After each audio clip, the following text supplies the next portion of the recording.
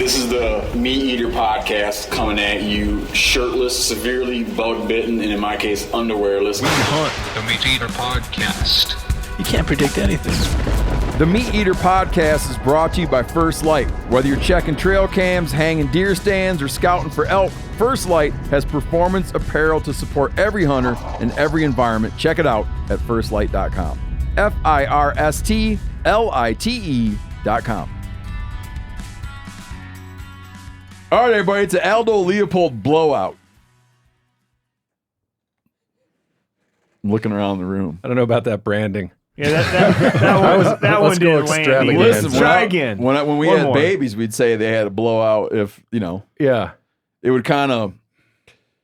I was telling that we were celebrating my boy's 14th birthday the other night, and I was saying everybody's kind of sharing a memory, and I said, the thing I remember about you is when you're a little baby, looking and seeing how you had a kind of a brownish yellow streak on your onesie above your diaper line.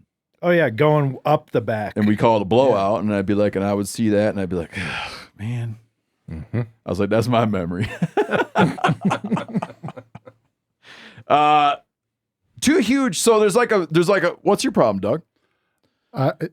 It's just an interesting way of starting. That's Bubbly Doug Duren's here, expressing disapproval already. And that's my job. We're joined by Dr. Karl Malcolm. These are both longtime veterans of the show. Joined by Randall is here, Brody's here, Janis is here, and we're celebrating, and we're gonna explain why it warrants celebration. We're celebrating two sort of Aldo Leopold anniversaries. Yeah. One is like a real one. One's a big one because it's the centennial 100-year anniversary of the Gila Wilderness area, which was our first wilderness area. Yep. And just to throw it in there, it's the 75th anniversary. I don't know. Is that legit? That's legit. I know like 50, 10, 50, 100 is 75. Oh, yeah. They celebrate 75th anniversary all the time. Diamond Well, I was going to Jubilee. say, man, if you were married 75 years, you'd sure as hell be celebrating that. Hell yeah. Well, I'd be celebrating how long I've been alive. It's a milestone. Listen, It's a milestone. the 75th year is known as the Diamond Anniversary. Diamond Jubilee. All right, so it's legit. I questioned it all along. I never had any hesitation that we were going to do a thing because, and I'm going to tell you why. If you were going to do a Mount Rushmore of American conservation leaders,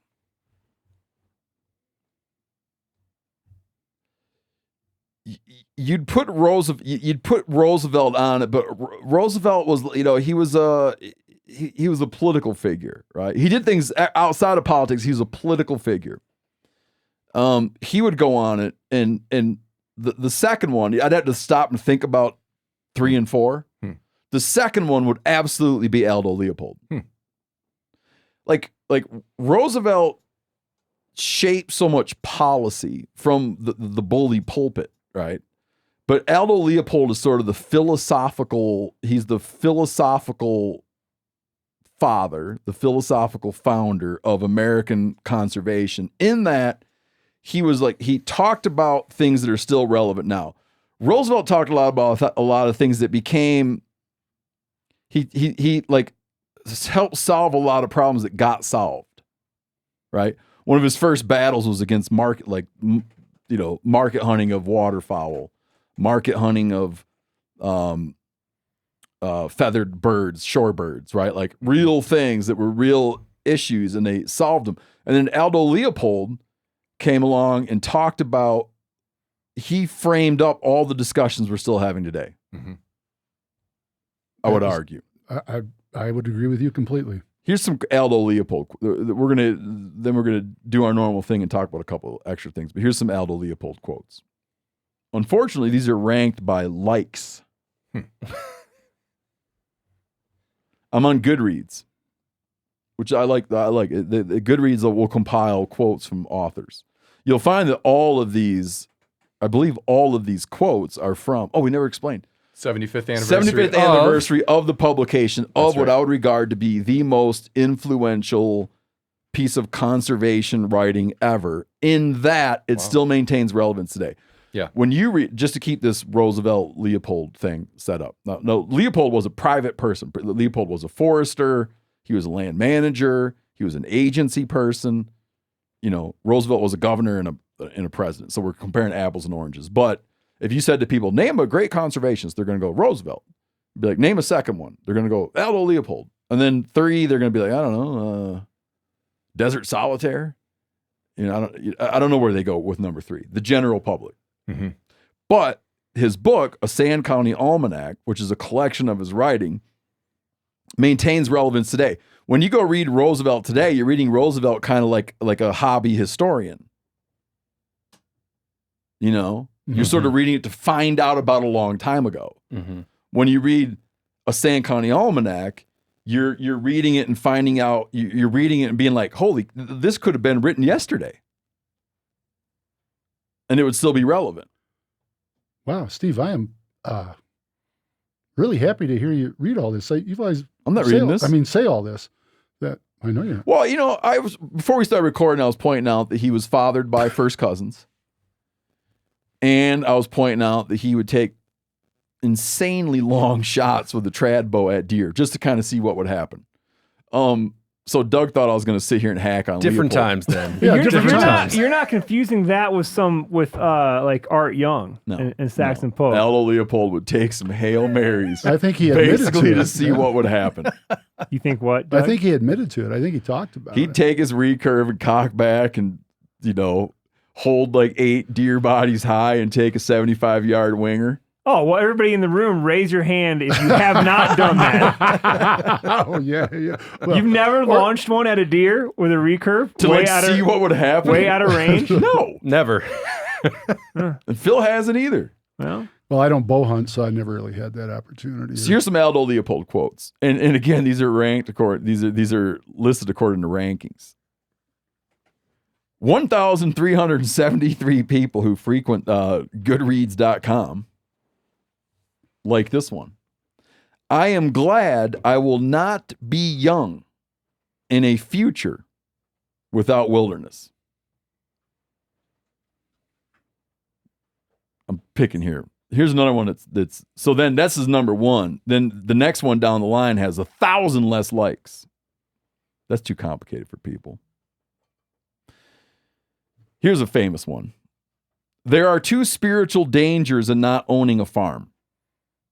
One is the danger of supposing that breakfast comes from the grocery, and the other that heat comes from the furnace.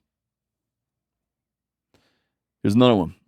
Conservation is getting nowhere because it is incompatible with our Abrahamic concept of land.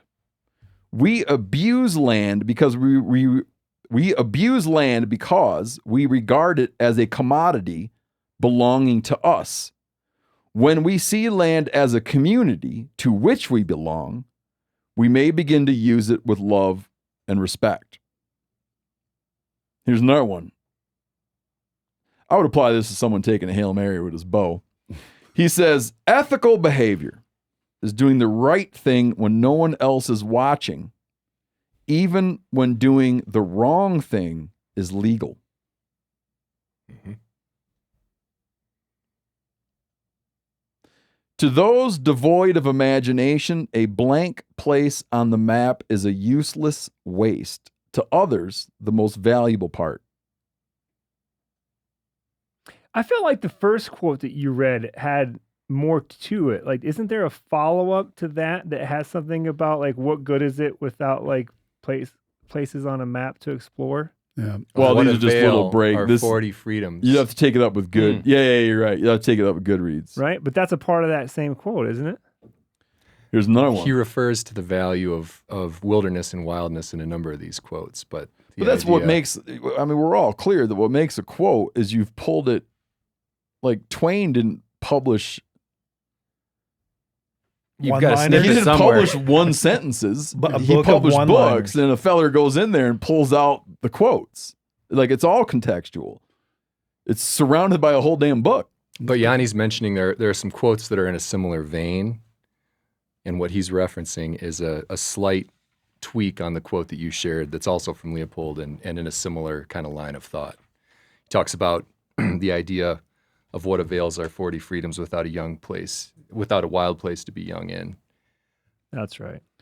Like winds and sunsets, wild things were taken for granted until progress began to do away with them. Now we face the question whether a still higher standard of living is worth its cost in things natural, wild, and free. For us of the minority, the opportunity to see geese is more important than television. Here's one on land management. Cease being intimidated by the argument that a right action is impossible because it does not yield maximum profits, or that a wrong action is to be condoned because it pays. Huh? Here's one that I like. Farmer as a conservationist. When land does well for its owner and the owner does well by his land, when both end up better by reason of their partnership, we have conservation. Hit me with that one again. When land does well for its owner and the owner does well by his land, when both end up better by reason of their partnership, we have conservation. There you go. That's very close to a Doug Duren quote. Well, indeed. No, that's a Doug Duren gripe. You will say, I see what the farmer gets out of it. I see what the hunter gets out of it. But what does the land get out of it? Yeah. Mm-hmm. Your memory never ceases to amaze me. Doug Duren also, steel trap, Doug. Another favorite quote of mine, Doug Duren said, when he was conjuring other people, if the kids are going to hunt, I'm going to hunt. I did not say that. In reference to youth season. In reference to when they put it to the Wisconsin voters. Oh. Do you support expanding youth turkey from 2 days to 4 days? And simultaneously, do you support expanding youth deer season from 2 days to 4 days? They voted like a slim majority in favor of expanding youth turkey, which I'm going to hire lobbyists to work on. And they had a minority in support of expanding youth deer. And if this process plays out, it'll go to these meetings. And Doug was imagining going to the meeting and was imagining the man who would stand up and beat the table and say, if the kids are going to hunt. You did not have to imagine him. That guy, many of those guys exist. Yeah, Cal hates youth season. Right in. Let me tell you who likes youth season. I'll tell you exactly who likes it. People with kids. Yeah. Well, and kids like under 16 years of age. Mm-hmm. Yeah, and who doesn't like youth season? People without kids. Sure. There's an area of wildlife law, and I was trying to explain this. And we're working on our next close calls edition, which has these sort of like transformative stories in it. But anyways, there's an area of wildlife law. I'm going to juxtapose two types of wildlife law. There's an area of wildlife law where there's sort of a moral basis, right? Where you'll look at certain questions and it'll be like, well, clearly that's the right thing. Like shooting a sow with cubs or something like that. Sure. Like, well, I was thinking, it's like there's things that almost have like biblical reference about like waste. Okay. Like, like to take the most classic example, it's generally been understood for a long time, like murdering your brethren is bad, right? It's in the 10 Commandments, it's generally you find this prohibition around the world. We now have very specific laws about it, but you look and be like, well, yeah, of course. Wildlife law, I think, has some of that. The people would look and be like, well, yeah, that's got to be illegal. You just went and shot a whole herd of elk and just left them laying out to rot in the sun. That ought to be illegal. Seems like that'd be illegal. But then you have areas of wildlife law that are wind up, there's no moral background. and it winds up being argued by who stands to gain the most. I'll point out that I feel like the corner crossing debate sits outside of morality. People that want to be able to cross corners are people that want to go into those areas. People that don't want you to be able to cross corners are people that don't want you going into those areas. There's no one coming and saying like, I have the moral high ground. What the hell was I talking about? Oh, the youth season thing? Yeah. There's no like more, you know what I mean? It's like everybody just jockeying for their own interests, man. Unabashedly. Damn kids Me taking too. opportunity away from me. Well, we had a guy write in. Yeah. Were you here for that guy that wrote in? Yeah. Why? Well, he's I'm like, not sure. Pat Durkin writes an article about, it's the same old story you see all the time. Like during COVID, there's all the articles like, all these people hunting and fishing. Now there's all these articles, no one's going hunting and fishing. Wisconsin's losing all their deer hunters. It's like, and you look and be like, okay, like a demonstrable decline, but it's the same upsy downsiness that has always existed. Anyways, the guy writes in, well, I'll tell you, and he writes it, he signs it a pissed off Michigan hunter. He wrote in being like, I'll tell you why no one's hunting deer anymore. It's because of kid seasons. Kids kill all the big bucks. And he calls it, what was his term for like the big hunt? Yeah, the before the big hunt. The big starts. hunt. Yeah. Like the big hunt in his mind is general firearm. Yep. And he says, by the time the big hunt happens, They're all dead. everything's dead. It's 'Cause not he's even like, worth going out. Now you got this season and you got that season. And then you get the kids' guys that say season. it's not the kids shooting them. It's the kid's dad shooting Oh, them. yeah. Oh yeah, because there's a kid there in diapers Right. with his picture, with a 6'5" Creedmoor or something, and a big giant buck. And Yeah. And like, and same thing with Doug. Like, if the kids are going to hunt, I'm going to hunt. I did. And youth season, here's my take. I'm going to hunt. So you kids better start hunting. Well, This has nothing to do with your ass. This is me getting a couple extra days in. it is fun going out with kids, man. Oh, I love it. But yeah, I'm like, I'm not like, well, let me know when you want to wake up. I'm up, everybody up, get up, get up, get up. Anyway, okay. So, a quick warning. A guy wrote in 2 things. Don't go to audible.com and buy a Sand County Almanac. Here's a problem you guys at the Aldo Leopold Foundation need to figure out. I just downloaded, this is a guy writing in. I just downloaded the only copy of a Sand County Almanac available on Audible. He'd already read his hard copy several times. Okay.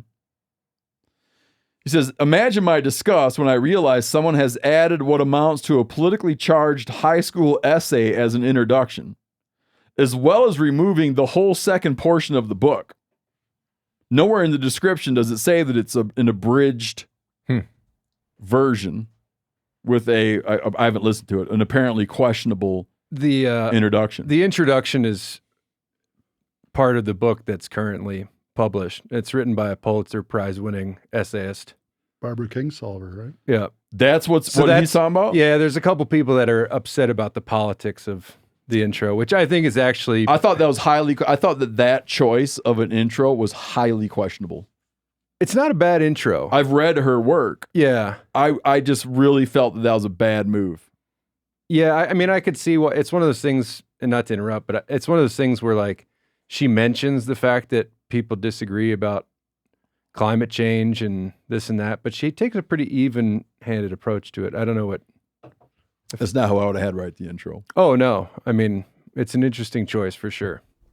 Nonetheless, I've seen several people, I looked at the comments on Audible after reading this email, and there's a lot of people that claim it's a high school book report, which is like, But is a part of the book missing? Yeah, that seems to be, there's like 10 or so people that make the same claim. So The sketches here and there part? they say it's like a chunk out of the middle. Well, that would be the middle. I mean, it's really 3 parts. Yeah. Karl and I, of course, have old copies Right. that don't have the intro already. Yeah. His is signed by one of the Leopold kids. Okay. So anyways, you guys got to figure that out. Yeah. At the Aldo Leopold, is it the Aldo Leopold Foundation? Foundation, yeah. Well, why don't you get someone to read the sumbitch and do like a proper version? Put it on Audible, I'll work on that. please. I have an idea. There are no recordings of Leopold's voice. But There if you- aren't, so you can't do an AI him. No, you can't AI him, but I listened to both Kurt Miney and Stan Temple, who held Leopold's position at the University of Wisconsin, talk about Leopold. And if you close your eyes when Stan Temple's talking, you kind of feel like you're in the presence. He'd be a good guy to read it. I think he would be. Yeah, 'cause I would agree with that. The current, we also bought it on Audible, and the narration was not great. Yeah, that's what I also picked that up from the comments. I didn't go so far as to buy it, so I can't really speak to that. But Understood. You put it on your company card, Randall. I don't have a company card. Maybe Chili can put it on his company card for you. Okay, we have we a long time ago we did a special drop episode. I think it was called when Renee Cross came out. The title of that was Come on, Phil. Good Lord. Oh, how can Where'd we she come forget? from? Yeah, Corinne's sitting in here. Corinne's on the floor. I had no That's idea the you were title in for here. this episode. Back in the old days, that would have been the title of the Oh, episode. Corinne's on the floor. Yeah, back in the old days when we had titles that told you nothing. What was it called? Are you bitter about that? Yeah, I'm bitter about it. When we switched titling so people could tell by the title what it might be about. Yeah. Yeah. I remember we had an episode called An Object and Its Shadow.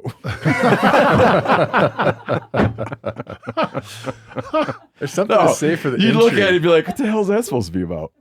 I'd listen to that one. Yeah. No, it's like an Easter egg hunt. You got to figure out where they got the title from. Yeah, yeah. I explain it at the very end. I explain what the concept of an object and its shadow. Now that I brought it up, I'll just point out it means like I'll explain it some more time. Take too long. From bass to blue water. Yep. Okay. A while back, me and Yanni we did an episode. We did an extra drop, so a Friday drop. Is it a Friday drop, Corinne? Thursday, Friday. Yep. Whatever the hell. An extra drop called From Bass to Blue Water, where we had in a guest, Renee Cross. As we explained back then, I became friends. Renee Cross owns Cypress Cove Marina in Venice, Louisiana. There's kind of like two marinas. There's a big, huge marina. And I don't mean to knock it, but it's like a very touristy marina, the Venice Marina. And then there's Cypress Cove Marina, which is a smaller, kind of, I don't know, more intimate marina. I've been down there. I've been going down there to spearfish the last few years, and we hunted ducks down there, and did some filming down there. The owner of the marina came up one day and introduced himself to me while we were cleaning fish, and that was Renee Cross. And as we explained the special drop, I just became friendly with Renee Cross, and we started coming up with this idea of doing a sort of like a takeover of Cypress Cove Marina in October. And we have a thing called MeatEater Experiences. And so we lined up two MeatEater experiences. One is a waterfowl hunt in Kansas in cooperation with Foul Plains. So we're going to have like Yanni's going to, for the times we're there, Yanni's going to be there. I'm going to hunt there for a while, a couple of the turns. Brent Reeves, Clay, Cal. I don't even know who all the hell is going to be down there. There's one more. You got 5 out of 6. I can't think who the 6th is, but Bunch of people going there at Foul Plains. Now, Foul Plains, they're already a waterfowl guide. We're taking time there to kind of make our own curriculum at Foul Plains, okay? So you'll still go and how many days of hunting is it? 3 days of hunting? yes. Yeah, 3 days of hunting because you can only transport a 3-day limit of birds. So they kind of do waterfowl hunts 3 days because you could kill limits all 3 days and still go home.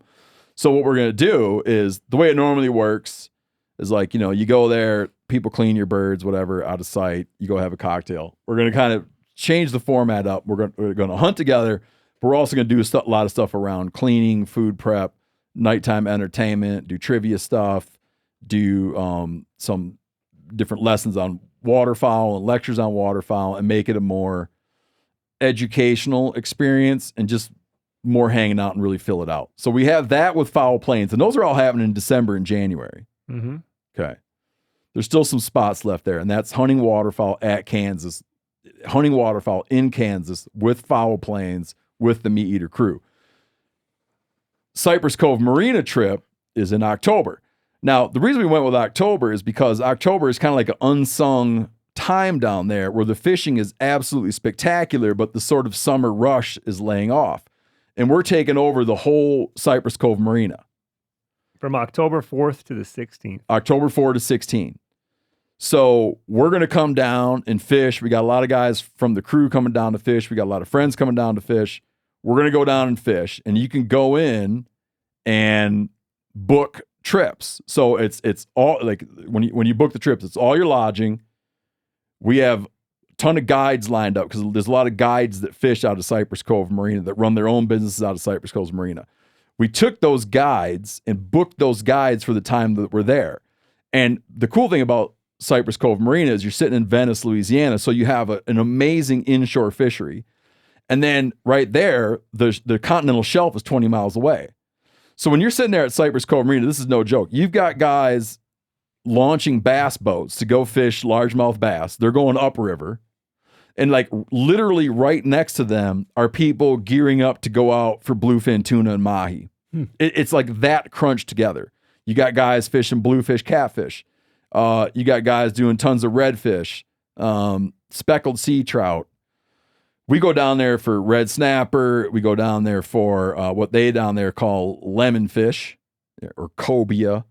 It's just like it is the greatest fishing, I would say globally, of everywhere I've been. It is the greatest fishing spot I've ever been to.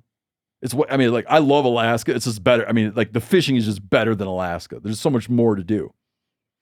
So we have when Renee Cross came on. When Renee Cross came on and talked about it, we weren't like the seats weren't. We hadn't opened availability to book yet.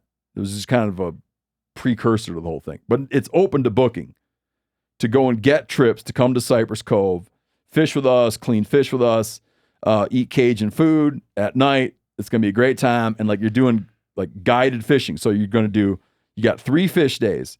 You're going to do inshore and offshore. We'll be swapping out and jumping on the different boats. We'll be hanging out at night. We'll be cleaning fish together. We'll get all your fish packaged up so you bring your fish home, recipe ready. It'll be educational, it'll be a ton of fun. Booking is available now. Are you going to tell a couple of good stories while we're hanging out after cleaning fish? I'm going to tell some great stories. I'm good. And I'll be able to tell the stories for. I would never tell on air about Doug. Ooh, right after. Doug told me a really good story I can't tell on. Well, I got a number of stories I've heard from Doug that I can't tell on air. I came home and he told me a funny one. I came home and shared it widely. I would get done and people would go, that's not funny. That's my favorite kind of story. It has to do with your little health scare. Oh. I thought it was a delightful story. I like that story. I thought it was a delightful story. Yeah. Dude, I heard a turkey. Kurt remembers it. I heard a turkey hunting story the other day that I vowed I really can't tell it on air. Yeah. I heard a turkey story the other day that's just my new absolute favorite story. You know when you go to some comedy clubs where they tell like racy humor, and now they got that thing where you got to put your phone in that bag? Yeah. Mm-hmm. When we do this Cypress Cove deal, I'm going to get some of those bags. And I'm going to be like, "Hey, put your phone in one of these bags, so I'm going to tell you a turkey hunting story." Well, if you're going to tell any of those other stories about I'll me tell you that about I've Doug's told health you, scare. then- Yeah. Well, that one, you know, there were a couple of others that you know that I'd rather he didn't Yeah. share, that someone might hit record. Here, let me tell you a quick version. I'm not going to just don't even chime in. Okay. Doug had to have a battery of tests done, and he came back with and like the doctor calls him. Okay. And what Doug wound up having a false positive, which is not a false positive you want. And they call and go, "Hey, we have your results." And Doug's like, "Oh, I'm sitting here with my wife. I'll put her on speakerphone." Because she's real concerned about my health, you know, likes to follow along my health. As one would. So he puts my his wife, wife my on partner's here. speakerphone, and he's like, "Well, Doug, your blank came back positive." To which Trish is like, "What?" It made for a really interesting weekend while we were waiting for How long did it take to get sorted out? Well, the interesting thing about it was that we both then kind of had, well, before we were married kind of talks.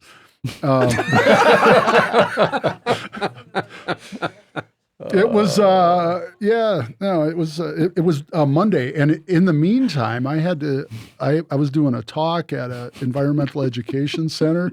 We were selling a house and all these things are bombarding me. And, when you go and do one of those talks, you try to gather your thoughts before you go out there. But I'm getting phone calls and checking messages and to see if the test results had come back. And I walked out there and I started doing my talk. And interestingly enough, I was talking about Leopold and the Riley Game Cooperative, which maybe we'll get to. And then I'm transitioning to the next part of the talk, which was about sharing the land, this initiative that I've started that was inspired by Leopold. And in the middle of the talk, I stopped. And all of these things were going through my mind at that particular moment. And it just stopped me. And I'm like, well, I wonder if we're going to sell that house. And I wonder what's going to happen with those test results. And all this is in my head. And I'm standing in front of 200 people. He started crying. And then I went into the next part of it. And my wife said later, I said, did you notice that I kind of freaked out there for a minute? She goes, no, I thought it was a dramatic pause. It was. It was. Not for a while. Okay, now we're going on. Yeah, it was. Oh, another thing about Cypress Cove, we're gonna record podcasts down there, and we're gonna have a way for people that we're gonna have a way for people that come down and fish with us and book trips to we're gonna work on a way for people to join in the podcast recordings. Trivia board game back in stock. When was it ever out of stock? Not long after we ran. sold Oh, that's right. We ran quick. a lot of them. Oh, if you wanted a trivia board game, they're back in stock. Go camping with your family, be able to play some trivia, and also Spencer's plugging away on the packs, Expansion packs. which I totally disagree with the avenue he took. What are the expansion packs he's doing? I don't know. He's talked about whitetail. Yeah. He's talked about, I don't know. What ones is he doing? I want to say is Mountain Men one of them? No, I feel like, no, it's not. It's not. That's been what you just want. a my hunting gripe. one. Oh, gotcha. I can't remember. He's doing expansion packs. I'm sure everybody will like it. I would have made him a little weirder. Mm-hmm. I would have done the More weird, trivial. I would have done like more trivial, like the weird. I would have called it. I'd done an expansion pack called the weird shit, and then frontiersmen and mountain men. But he's doing like whitetails, whatever. People like those deer. Here we go. I'm joking. Before we started recording, all you Leopold fans, hang tight. We're getting to it. Before we started recording today, we were hitting on some reminiscing about spring turkey hunts. I got some turkey hunts in. The highlight of my turkey season was, as always, going to the lovely Duren family farm for youth turkey season. We've had phenomenal hunts. We've had some bad weather now and then. This year was phenomenal. We had 4 kids hunting, 2 got birds. Everybody had an opportunity. My little boy, it was his first year. My younger boy, it was his first year on the shotgun. Had a miss. Kept stoic, but with Doug, he was hunting with Doug. So my daughter was hunting with Doug when she got a turkey. My little boy was hunting with Doug when he had a miss. He kept stoic, got home, went upstairs at the farmhouse and cried. And then the other night, my wife said, "What's up with Matthew?" Because he was crying about that turkey. Quite a number of weeks later. Yeah, and I thought that he was so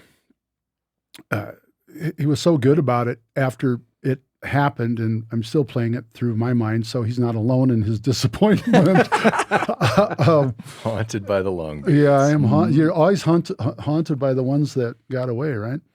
But we outside of the blind, and I was crushed by it, and I said, Matthew, I'm so sorry that happened, and talked about it a little bit, and then he just kind of shrugged his shoulders and said, well, "That's okay." No, he's private about. Yeah, he kind of spills his guts at night. Yeah, but he spilled his guts upstairs at the farmhouse. You know, my favorite story that he told me when we were in the blind was about how the kids at school, because he's kind of bulky. Yeah, not Oh, yeah. My mom would have called it husky. Yeah. He goes, the kids at school thought I was a bully. Yeah, they call it, he says, I have a bully body. At school, they say he's got a bully body. He's got the build of a bully, but not the temperament. Yeah. No, he's such a sweet kid, man. Which makes me feel even worse about him, about that.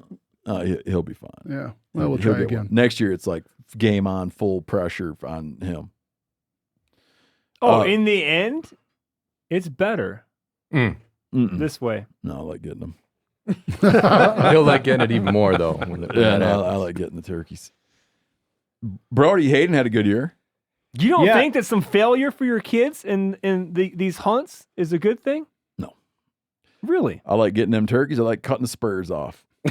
Yeah, I understand all that. But you can tell me that that you think that all these kids should just go out there and just trials and kill their tribulations. first, second, third bird. Absolutely. But I never sit there. Okay, let me ask you this. Do you hope your When you're kid sitting there in the blind, when you're sitting there in the blind, there's a Yep, but turkey that's not coming. how I Are you phrase it. saying to yourself, I hope she misses? Or It'll be more afterwards- meaningful if she misses. Afterwards, Just when kinda you're nudge cleaning that the barrel. bird that you got and taking photos, are you like, man, it would have been nice if she just missed do this you, one. do you spook a lot of the turkeys? This would so have been your a more daughter, valuable experience if she just missed this Do you thing. spook a lot of turkeys so your daughter doesn't get the chance, so it'll be more meaningful to her? Or take her to really bad spots because it'll be more meaningful to her? No. But builds character is what he's I saying. see. we don't Yep. we don't take them to spots where there's a corn pile and just try to guarantee a turkey feeding there that they can shoot their head off of. Where's that spot? Yeah, in hindsight, yes. In the Well, moment, and that's how I put it. you did. And in the moment, I was like, oh, no. Of course. And it's way easier for you to say that than to convince the kid of that at the time. Yeah, because his, You're not- you ain't- daughters both you tagged ain't- out. You ain't never going to convince the kid of Right. it at the time. But I think you're right, Janis. Brody, your boy got a double. Yeah, he hadn't. That was actually his first spring turkey, first two. He had killed a gobbler in the fall a year or two ago. Okay. But yeah, we had a gobbler drag in 5 jakes, and he got 2 of them. So he shot the big boy and then got the Jake. Yeah, that they were coming in. There's a log on the ground that I had ranged at 50 yards. I was like, they got to come closer than that log. And that gobbler, when he got to that log, hopped up on a branch on that log and sat there for like 3 minutes. Didn't move. And all those jakes were bunched up behind him. And Hayden's like, can I shoot him? I'm like, no. Can I shoot him? No. Finally, he hopped down, got one. And I was like, shoot another one. Got him. By the time he handed me I had left, we had repositioned, so I had left my gun away from us. Mm-hmm. So I didn't have a chance. So he handed me the gun, and they were finally all scattered. But yeah, it was cool. You'd got a triple. Yeah, maybe a quadruple.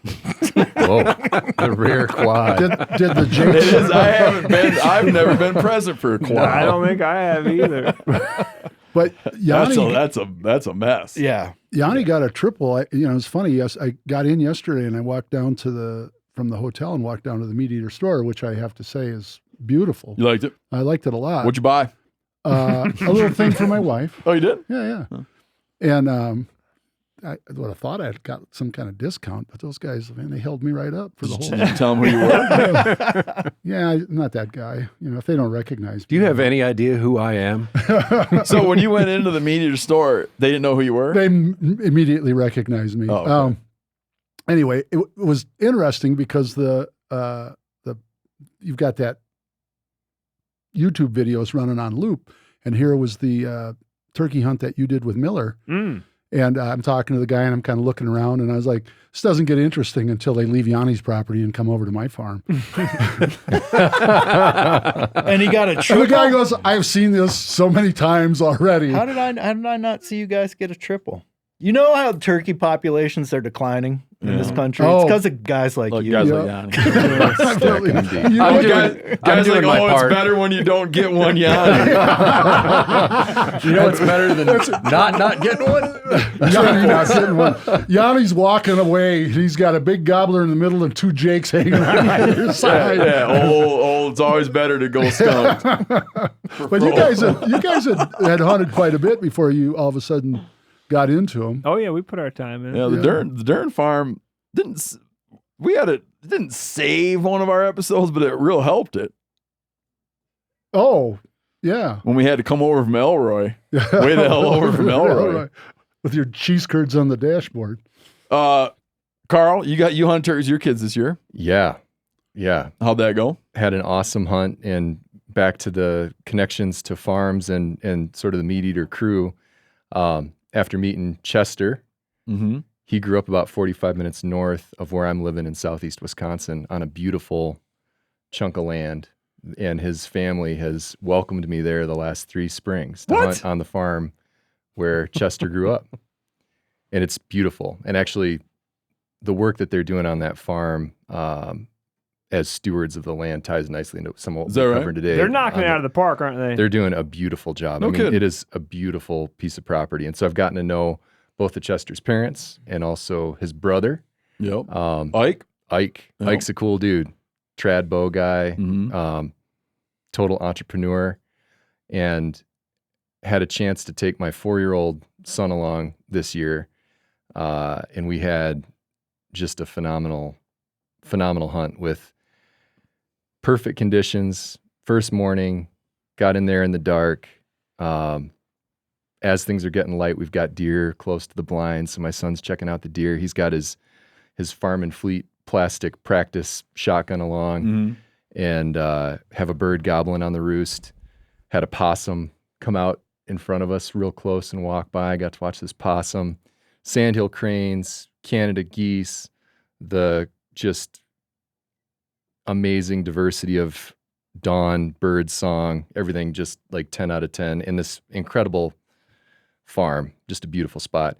And as the morning wore on, we had a hen kind of calling back and forth with me, and my son was totally on edge listening to this hen. Hen comes out into the field, into the decoy spread, and my son immediately is like, "You gonna shoot that? You gonna shoot that turkey?" And I'm telling him, "No, we're waiting for a gobbler. You know, this is the spring hunt. Of course, it's got to be a male turkey." And every once in a while, you'd hear this gobbler gobble at the sound of us calling back and forth with the hen. Mm-hmm. And every gobble, my son's getting like more and more amped up. And I don't know, I think many of us here have been in the blind with kids. My son is the loudest whisperer ever. He whispers like borderline yelling, right? He's like, "Did you hear that gobble?" Like, "Yeah, I heard the gobble, man, and we got to keep it down." So I'm trying to keep him quiet. And the hen comes in. I've got a strutting tom and a hen decoy out in front of us. The hen comes in, she's purring and making all kinds of very, very subtle vocalizations, and she gets right in there with the 2 decoys, the strutting gobbler and the hen. And I know this tom is somewhere nearby, right? And he's been coming to the sound of the hen.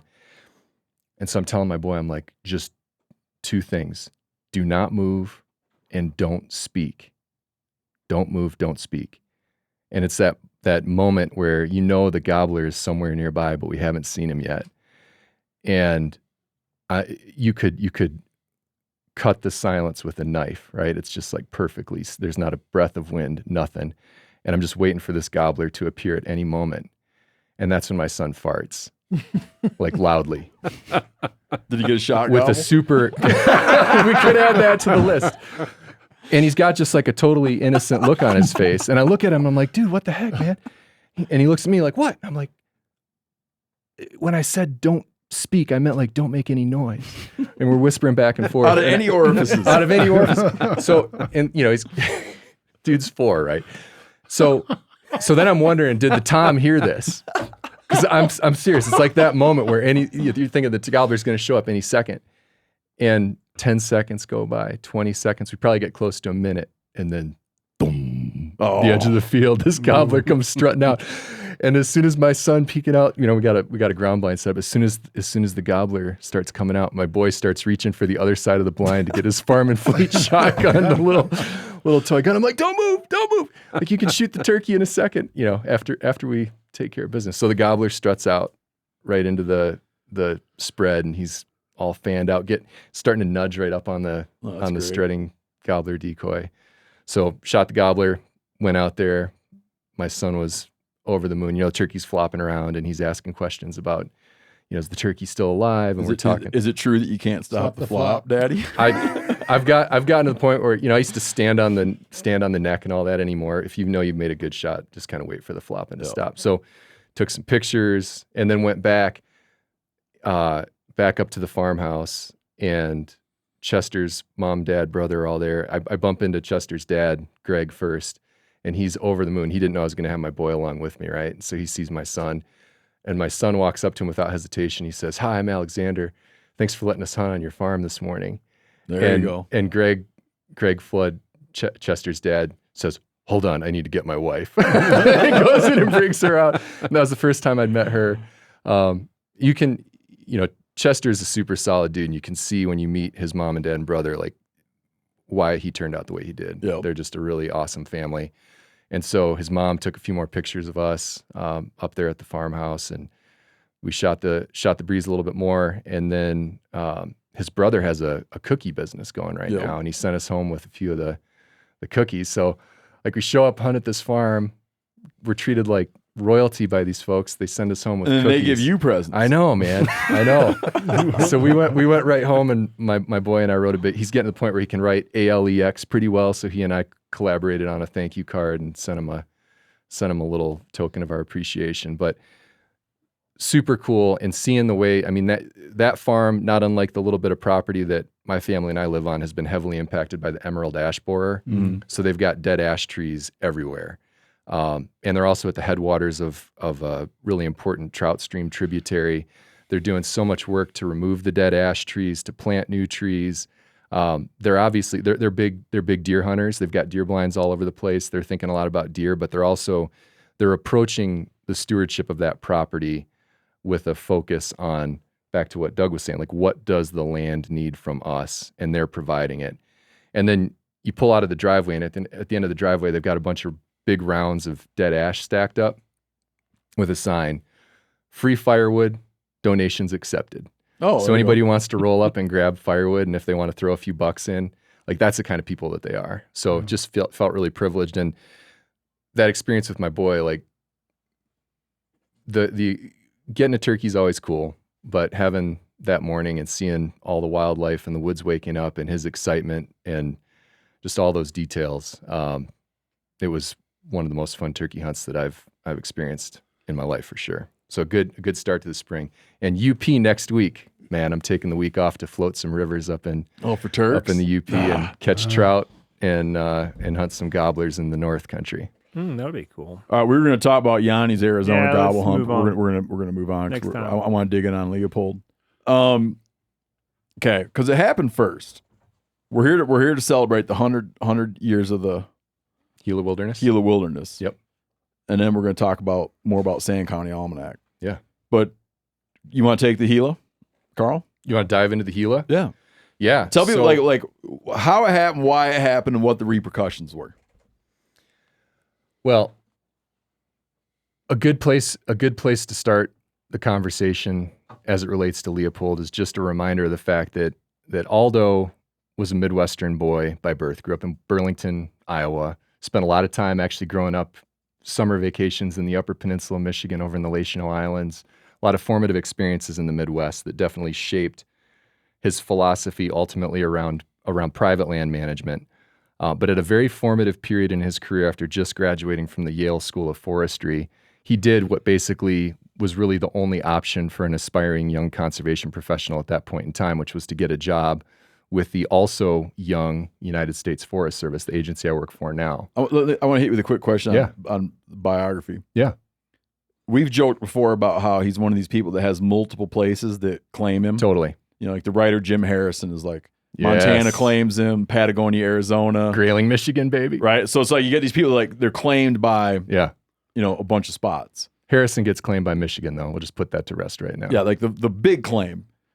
Does Iowa take any? Like, Wisconsin loves Leopold. Yeah, for sure. New Mexico loves Leopold. For sure. Yeah. Iowa is a little bit like, that community. But this is where the house that he grew up in is still maintained as a very important historical site right on the banks of the Mississippi River. And Burlington, Iowa is, inarguably that's where he got his start watching the birds in the yard with opera glasses that his mother gave him. Yep. So that's where it began.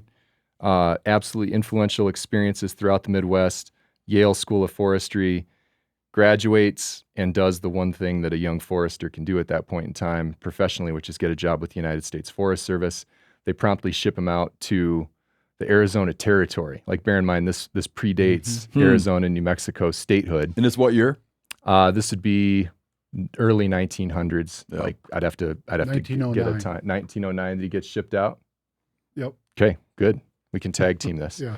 So, Well, and by the way, anybody that kind of information. Anybody who wants to get into Leopold's biography in a very detailed way, a friend of ours, Kurt Miney, wrote a phenomenal biography of Aldo Leopold. Aldo Leopold, his life and work.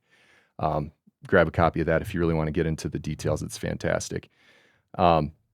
So, young Leopold, straight out of college, shipped out to essentially cruise timber on the Apache Sitgreaves National Forest, what is today the Apache Sitgreaves National Forest, which is right on the sort of southern end of the border between what is now the state of Arizona and the state of New Mexico.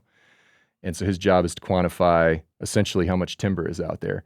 And bear in mind, at this point, the history of the Forest Service, the genesis was rooted in a recognition that these landscapes were important for producing timber and also important for protecting the headwaters of critical drinking water sources, particularly in the western United States. So early on in the Forest Service, the focus was really on watersheds and timber. And it wasn't until 1960 there was a piece of legislation called the Multiple Use Sustained Yield Act, which broadened the set of responsibilities that the agency has to go beyond timber and water and include fish and wildlife habitat, outdoor recreation, and also brought in rangeland management as one of the 5 pillars of the multiple use mission that the agency has today. But at that point in time, timber was essentially king. So Leopold's out cruising around, filing reports with the headquarters office, letting folks know how much timber is out there, of what different varieties and potential merchantability and logistics of accessing that timber, et cetera, which is what he was trained to do in school. And spending a lot of time, you got to bear in mind, like, that field work was on horseback, extended periods of time out in the backcountry, exploring a landscape that would have been totally unfamiliar to Leopold. And quite remote. Quite remote. Back then. Yeah. I mean, part of that landscape is one of the prominent features there right on the New Mexico-Arizona state line is Escadilla Mountain. And there's an essay in a Sand County Almanac called Escadilla, which was the home of one of the last grizzly bears to live in the southwestern United States. So Leopold is seeing and experiencing all these things, including those stories he's hearing about the grizzly bears, and coming to have a real appreciation for what that landscape has to offer in addition to the timber that he's out there cruising. And over the course of his time in the southwestern United States and ascending into different positions and thinking a lot about the change that he's watching occur on the landscape, he starts posing some questions that at the time were extremely radical. And this was a period of time where there was a huge expansion of the road network. Basically every corner of the western U.S., it felt like, to Leopold and others, had new roads being built into wild country, in part to extract resources, but also to support people's tourism to these places and economic development. And this is when the automobile is becoming more commonly owned by middle-class families throughout the country. And so Leopold started asking some questions about whether or not certain places, including the Gila, if we want to talk about highest and best use of these landscapes, does it not make sense to refrain from having that development incur into at least some of these remnants of wildness that exist? And he was able to do that because he was a well-respected sort of insider within the agency. He wasn't seen as some radical from the outside with these crazy ideas. He was trained at the Yale School of Forestry. He was very much indoctrinated in agency culture, but he was also asking questions that nobody else at the time was really posing. And so with the Gila coming up here in just about 2 weeks' time, right at the beginning of June, we'll hit the 100th anniversary of the administrative designation of the Gila as the first wilderness area anywhere on the planet. And it was really at Leopold's urging that he convinced the regional forester, the big boss of the southwestern region, to make that administrative designation that then carried forward another 40 years. So that was 1924 that the Gila was administratively designated. It took 40 more years before, in 1964, the passage of the Wilderness Act, and then the Gila and a number of other wild landscapes around the United States were included in that first batch of congressionally designated wilderness areas a full 40 years later. So Leopold is widely seen as one of the critical players in helping set the stage for, now we have about 110 million acres of wilderness that's managed under the National Wilderness Preservation System. About 2% of the country, right? Yeah. How big Yep. was the Gila, the area that he identified as? It's in the ballpark of 550,000 acres. And what's cool now, and there's actually some really interesting history here, but for anybody who's familiar with that landscape, you have the Gila Wilderness, and then just to the east of it, you have another wilderness area called the Aldo Leopold Wilderness. And there's a road that divides the two wilderness areas. I think it's Forest Road 150, also referred to as the North Star Road. And that road, one of the reasons that road was put in was actually to provide easier access to the burgeoning deer herds. And this relates to some of the other things that Doug and I were talking about earlier today about Leopold's questioning of predator control, his work on trying to argue in favor of more aggressive deer harvests, including antlerless deer harvests at times when that was wildly unpopular. But one of the concerns that he had back in the 20s was the idea that predator control had been so effective at promoting these burgeoning deer numbers that then the need to access and manage those deer numbers was one of the reasons that management agencies like the Forest Service and state game and fish agencies were using to build new roads into wild country to get more hunters in to kill the deer that the predators no longer could control. And he published some research papers. There's a paper that he published in 1943 titled Deer Eruptions, where he evaluates a couple of different case studies where, for various reasons, in the case of the Kaibab Plateau, this is post-predator control, the deer herds inflated by orders of magnitude, overbrowsed the range, and then had massive die-offs in the winter. And that impacted the ability of the forage in the near term after those years to actually sustain the deer population rebounding. And then another case study where I've got a really personal connection is a research reserve in southeast Michigan called the Edwin S. George Research Preserve. It's a 1,200-acre property near Hell, Michigan, if anybody's familiar with that, which is fenced. And the man who owned that property at the time in 1928, he brought in 4 does and 2 bucks from the UP of Michigan, released them on the property at a time when there were virtually no deer in southeast Michigan. Mm-hmm. And over the span of just a few years, the population demonstrated essentially exponential growth in the absence of predation, went from the 4 does and 2 bucks to 160 deer in the span of, I think it was 4 years, 6 years, somewhere in there. I'd have to go back and revisit the digits, but exponential growth. Leopold uses these 2 case studies to make the argument for... Did he have some real studs on that place? Well, so I say Strong I have genetics. a personal connection to that property because when I was an undergrad at the University of Michigan, they had no management plan for that deer herd. And so one of my first forays into wildlife management was incorporating a little consulting business and bidding on a contract to manage the deer herd at the Edwin S. George Reserve, where also some of the most important whitetail deer population ecology work was published by another scientist named Dale McCullough. So this is a really well-studied herd that had a history of really good management. And then they basically did nothing for a number of years. And so I was out there doing winter kill surveys and seeing we would find 30 to 50 winter killed deer per year inside this research reserve because there's no predation. How many acres was it again? 1,200. 1,200. Yep.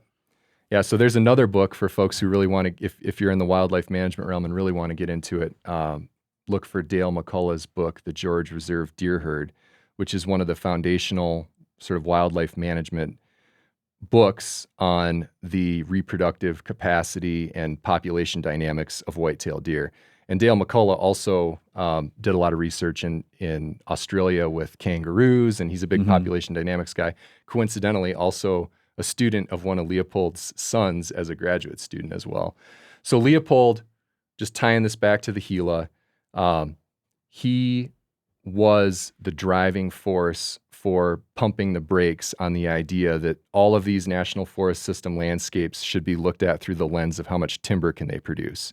Stepping back and saying, like, wait a minute, in some of these places, these vestiges of wildness might actually serve us a much higher value over the long run. And This is what I wanted you to jump into next. Yeah, sure. And just to tee it up a little bit differently. Yeah, go ahead. At a point, Leopold has to make a non-emotional case. Yeah. Like he needs to go to administrators. Yeah. Like bureaucrats. Yeah. Who are serving a mandate about delivering value. Yep. All right. And he needs to say, maybe he feels something spiritual. Yeah. Probably. He's like feeling a spiritual need to preserve wild places in America. But that's not going to fly. Right? He's got to put it into, he's got to make it pragmatic. Yeah. In some way. Yeah. Like talk about that process. Because you still wind up with it. You still you still have people critical of wilderness. Yeah. Well, so thinking back, I like where you started our conversation today, Steve, and sharing some of those quotes. About the cousins? No. Oh. No. That doesn't seem relevant particularly. But where you did some of the language used in those quotes, where Leopold is using language like beauty and love, there's a number of points, both in a Sand County Almanac and in many of his essays, where he's using language that departs from the objective voice of a scientist, right?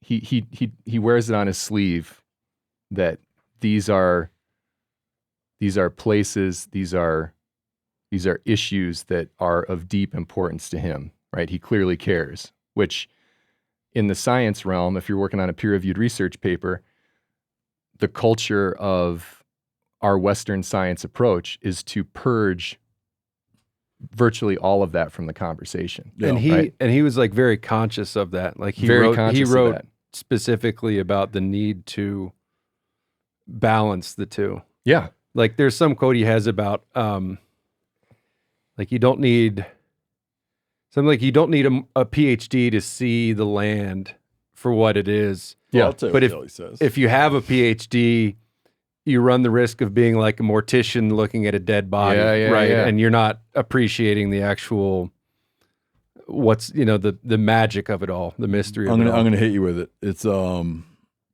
it.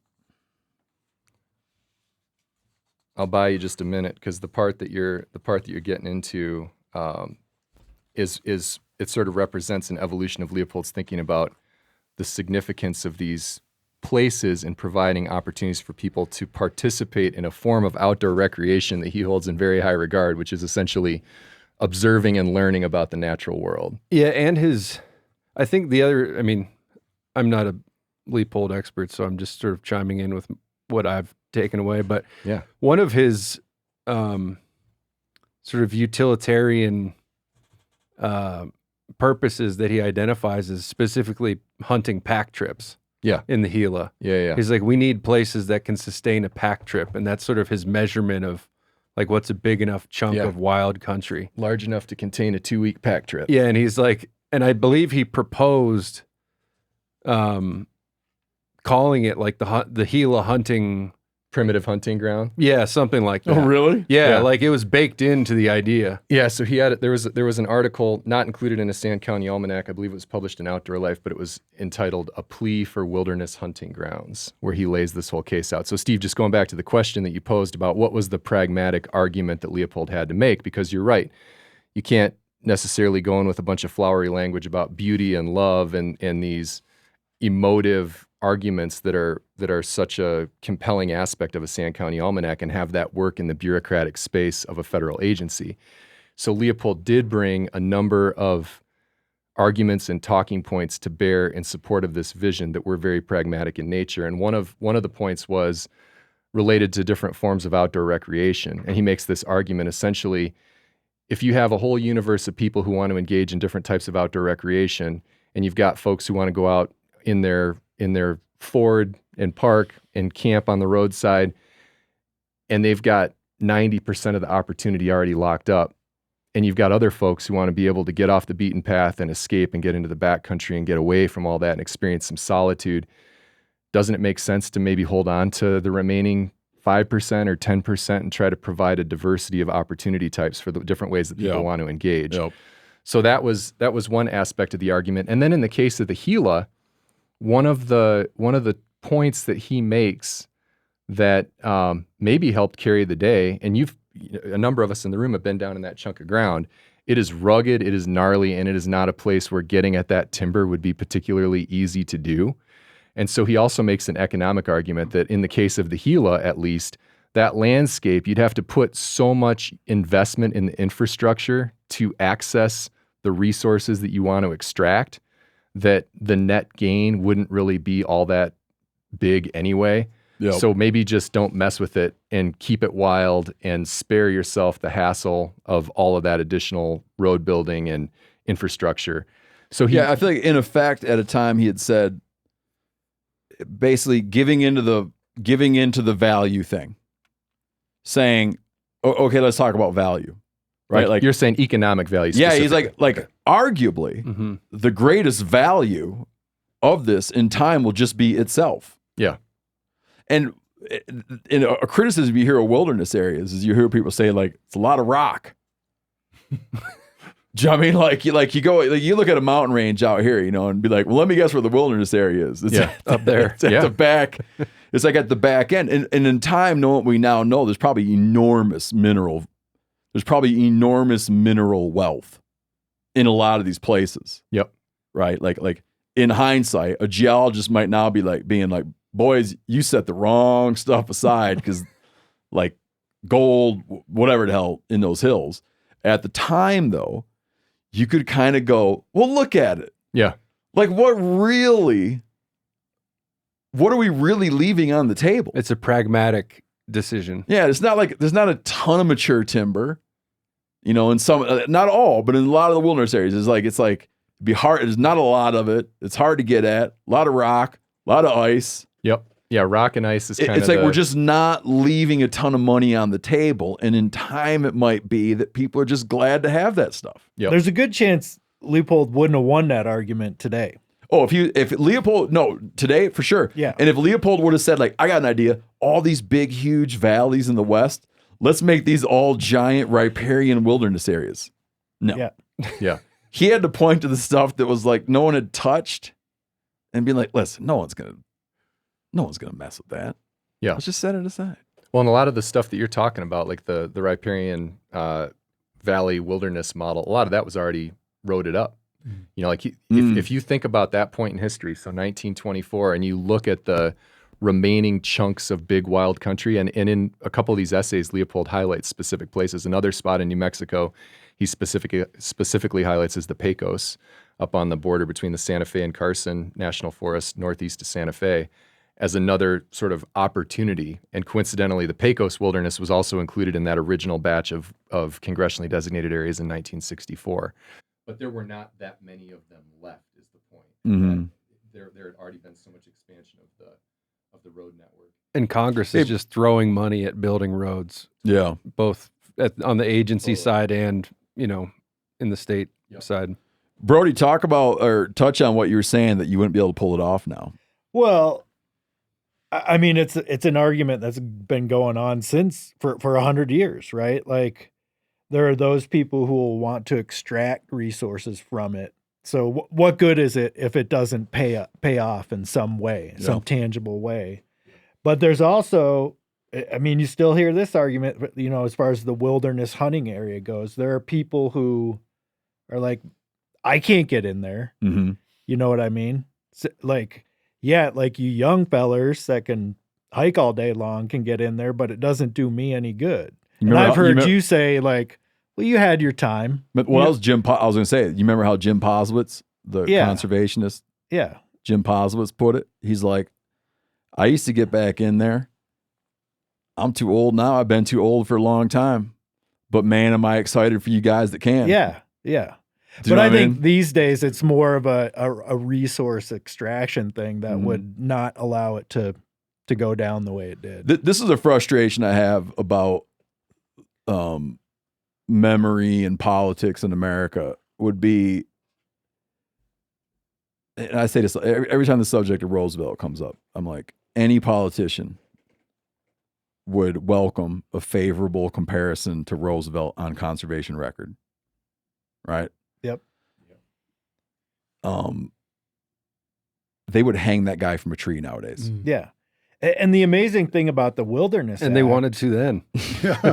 he would be regarded today as an insane libtard tree hugger. Yep. But because he wanted to create national forests, and people were pissed back then. Yeah, but they were livid, and now we're like, oh, let's carve him on a big mountain. Sure, they felt that way. Thank God he gave us the national forest system. The same people that would be pissed now were pissed then. Yep. And same thing with Leopold. Leopold, I bring this up all the time. The fact that the Wilderness Act passed the way it did, you would never pass the Wilderness Act That's the point today. that I'm trying to make. Like, there was a time when both sides were like, this is a really good idea.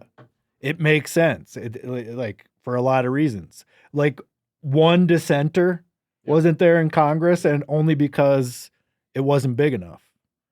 Yeah, it was something like the that. senator. One of them, they both were like overwhelmingly. And I think this is something I talk about all day time. I'm not going to talk about it again. What's interesting about Leopold, I think, is that he's got these two sides. Like, he speaks the language of utility, and he's a talented enough writer and a deep enough thinker that he also has like this element of Thoreau and Muir, and you can sort of see what you want in him when you read it. You know, like you could have someone on the far left read this and think, oh, like he's in touch with the spiritual aspect of nature. Yeah. And you could also have, people on the right side of the spectrum look at him and be like, here's a very like agency man, forester, works on the land, like has this sort of rural authenticity about him, which I find like there's just, I don't know. I find like it's really he's hard to sort of wrap your mind around. You can't box him up. He's a poet. Yeah, exactly. He's a poet. He's a farmer. He's a forester. He's a big game hunter. Mm-hmm. You can't box him up, and that gave him room to do what he did. Yeah, because people had to take him seriously. And there's also a little bit of he's going to be the smartest guy in the room. Oh yeah, which is hard for people to fight against sometimes. Thank Doug? goodness. Speaking of the smartest guy in the room. Well, speaking of the smartest guy in the room, probably Doug. Let's move into our what do you call it? The diamond anniversary. What's the 100th anniversary? Diamond Jubilee. What's the 100? If that's diamond, platinum. Oh, I don't know. Airlines had to think of a new thing. Silver. I thought they're gold. Taking all that stuff away. Like I think diamond. platinum does come after the diamond. No, diamond I think is high as you can get. 100 Centennial obsidian. Dude, if you said to me you want a hunk of they diamond all have or these obsidian, like natural other terms that are like natural. The obsidian anniversary. That's what it says. Who are these people? Please, the centennial. People who have interest in obsidian, apparently. So big obsidian. 100-year anniversary. Yeah. Well, I got one last question before we move into Sand County Almanac, which I want you guys to talk about. But if you had to crystal ball it, okay. If he hadn't set this concept into motion when he did with the Gila, do you feel that we would have landed where we did anyway with wilderness areas? No. You don't. I think so there's a lot of other rich history we could get into. Another very cool example from up in Colorado, like in the White River National Forest, Flat Tops Wilderness area, there's a place called Trappers Lake. Dude, it's Janis' old stomping grounds. Oh yeah. So Trappers Both Lake, right? there. The story there was there was another Forest Service colleague, Arthur Carhart, who helped inform some conversations about. He had one pair of stiff bibs on. He had some stiff bibs, but they got supple when they were broken in. They became real trendy. About the pros and cons of developing more infrastructure on that Trappers Lake property for recreation, and debating whether or not it would be better left with an undeveloped lake shore. You had folks up in what's today the Boundary Waters Canoe Area Wilderness advocating for the importance of that wild landscape. But I think for a concrete administrative step to be taken in 1924 and to be able to hold that up as an example, and an extension of that, one of the things that's really challenging about Leopold is there's so many different little anecdotes and alleyways that you can go down, but we didn't even mention the fact that he's one of the founders of the Wilderness Society as well. So not only was he advocating for that specific piece of ground to be administratively designated, but he was also instrumental in convening a community of other thought leaders to help push that vision more broadly. And that organization is still alive and robust today. But I don't think we would be in remotely the same situation with Howard Zahn-Iser's success in shepherding the Wilderness Act through to signature in September of '64 without not just the Gila, but all of that hustling that Leopold was a part of leading up to the Gila and after the Gila's administrative designation and right through the end to the end of his life. I mean, these were concepts that he was helping try to advance and build community around into the late 40s when he passed. Yeah, so that's a good point about he was doing the conceptualization. Right. It wasn't just like the Gila came into being and then he moved on to other things, right? That was a very important milestone on that timeline, but he was helping foster a groundswell of movement around those concepts much more broadly as well. He came at this interesting moment in American history, a really pivotal moment in American history where if you look at pre-Leopold, like pre-Roosevelt, pre-Leopold, we had wilderness in spite of our best efforts to get rid of it. Do you know what I mean? It was like, it was there because we hadn't gotten to it yet. Yeah. And then there was this moment where it all of a sudden became not a thing that we like fought to rid ourselves of it. Yeah. Then all of a sudden it immediately had to become, we fought to keep it. Right. Like a lot of countries never had the luxury to hit that inflection point. Right. They go to just like survival mode. Yeah, go to like England's history. Yeah.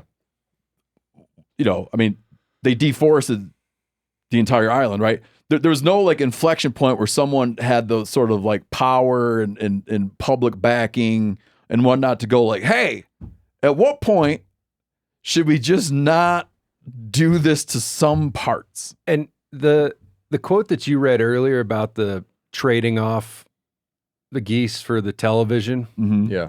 I mean, I think what's really interesting when you read Leopold is he recognizes that conflict. He doesn't have like this utopian, if you look at like previous resource managers, there's this very like progressive idea of we can just manage it better and squeeze everything out of it. And he recognizes these trade-offs.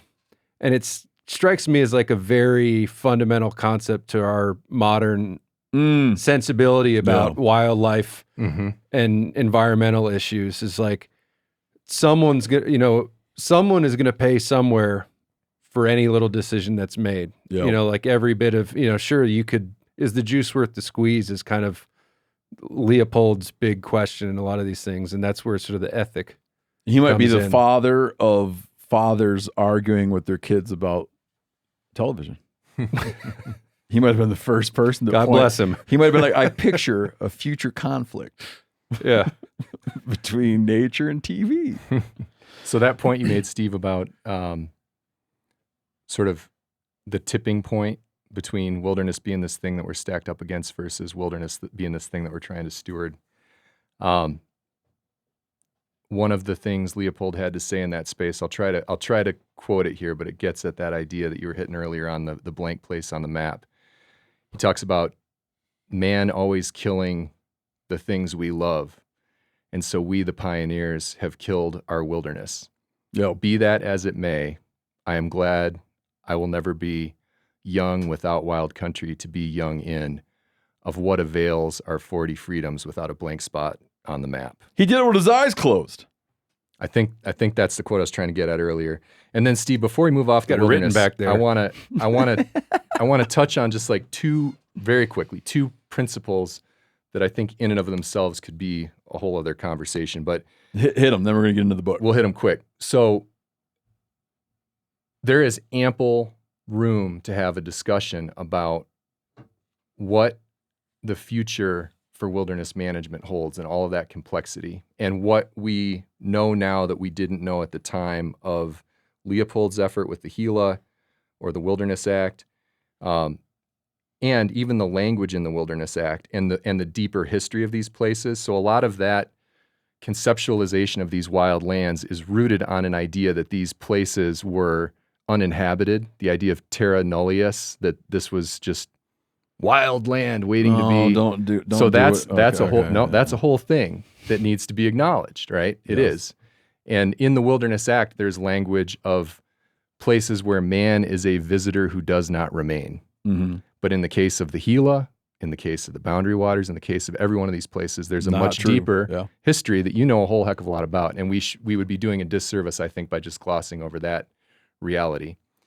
And then another aspect that I think is a nice segue to a Sand County Almanac, and I think the lifestyle that Doug lives, the lifestyle of Chester and the whole Floyd family with their property, this idea, and you've touched on it already on this podcast, Doug, but the idea of the reciprocal dynamic between providing what land needs from us and us getting what we need from the land. That active involvement where human activity in a landscape can both make the land better and people better. A lot of the conservation and ecology discussions we have at this point in history are rooted in the notion that all people do is screw stuff up. We got too many people, we're burning too much fossil fuels, we're having this many impacts with overpopulation and all this development, et cetera, et cetera. But we are also capable of providing so much value to these places, just as these places provide so much value to us as human beings. And in the case of wilderness, one of the foundational tenets there is this idea of an untrammeled landscape, a place where we're not meddling in the system. And that made a lot of sense in 1964. And as we're moving forward and trying to wrestle with some of these big conservation challenges of non-native invasive species and climate change and the disruption of historic disturbance regimes like fire, we are quickly awakening to the fact that the land needs a lot from us in terms of active management, and taking a totally hands-off approach in a lot of situations does not necessarily serve ecological outcomes. So that's a good pivot to thinking about a Sand County Almanac and this reciprocal relationship between land and people. What does the land need from us? It's a good pivot to talk about Doug. Absolutely. Doug has started an organization. When I talked about Doug's quote earlier, I'm going to talk about the contextualize Doug's quote.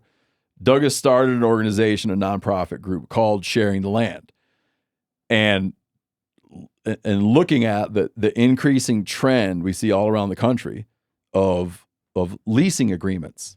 Like its birthplace was in Texas, but it's spread everywhere. It's everywhere. It's in the Northern Rockies. It's everywhere now, which is landowners who might have traditionally, generations past, their fathers, their mothers, might have just had granted permissions to neighbors, granted permissions to relatives, granted permissions to whoever. It was when I grew up, it was like loosey-goosey. We hunted the Zerlot's farm. We hunted the Zeldenros farm. Shitloads of people hunted the Zerlot's farm. They went to their church, hunted the Zerlot's farm and the Zeldenros farm. And then it kind of came this awareness of like, oh man, we have like, as much as they raise apples, alfalfa, dairy, right? They're like, man, there's another like cash crop here. And the cash crop here is wildlife, right? And people want it and they're willing to pay for it.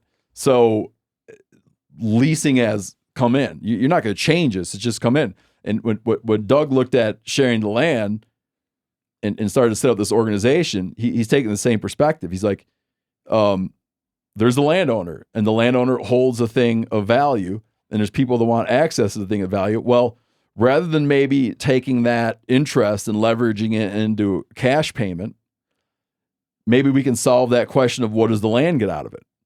So landowners, through sharing the land, a landowner can have conservation work they wish they could do on their place. I wish I could do tree planting on my place. I wish I could take up old fences on my place. I wish I could fight non-native invasive plants on my place. I wish I could restore my stream banks on my place. Well, those hunters that are lined up waiting to hunt your place, put them to work.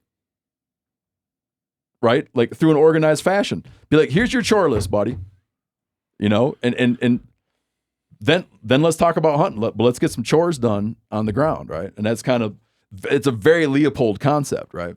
Well, the concept was inspired, borrowed, possibly even stolen, but from Leopold and the idea of the Riley Game Cooperative.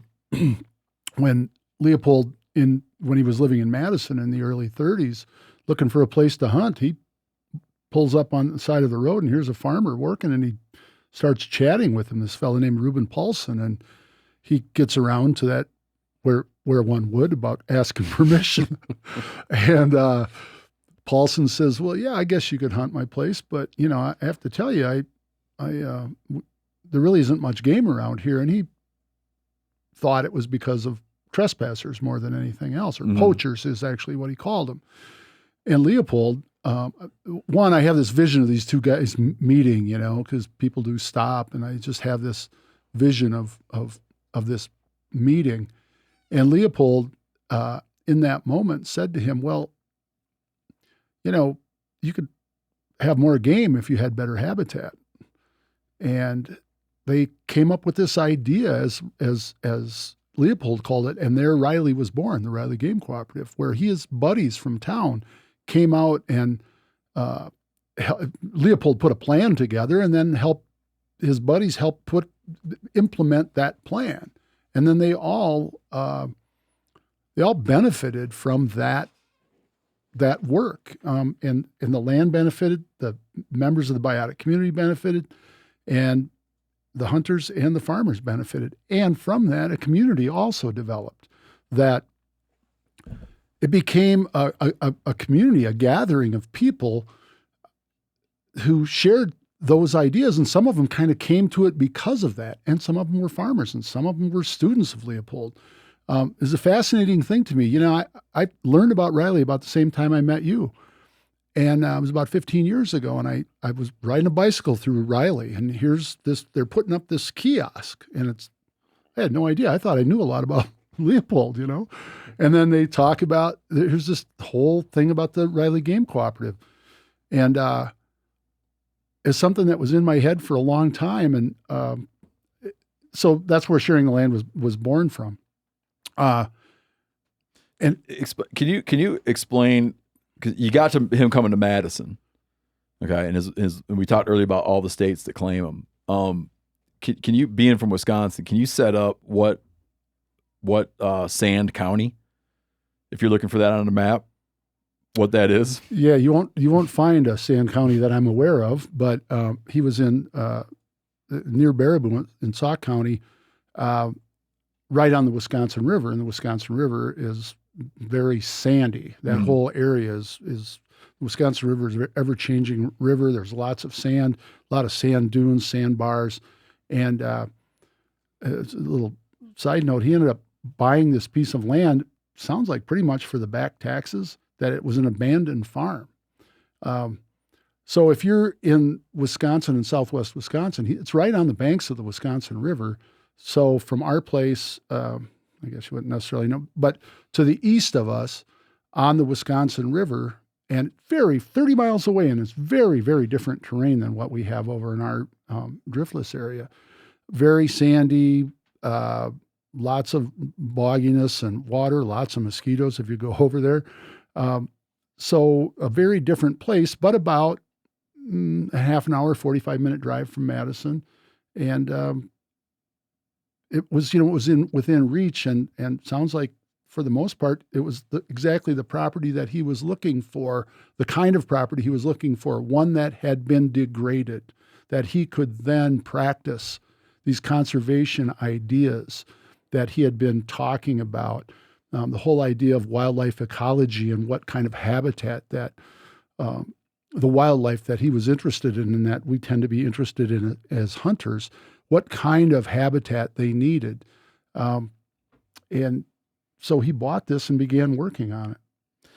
Which you guys is best equipped, you can decide among yourselves, is best equipped to explain what a Sand County Almanac is, meaning like structurally, meaning, and I don't even know the details on it. He was dead when it came out, right? He did. He died. And in he didn't sit 1948, down and yeah. write it like beginning, middle, end, like you write a book. Yeah. Do you know that that's about the extent of what I understand, what I've come to understand? He had been putting these essays together in a logical manner, or what he thought is a logical manner. Okay.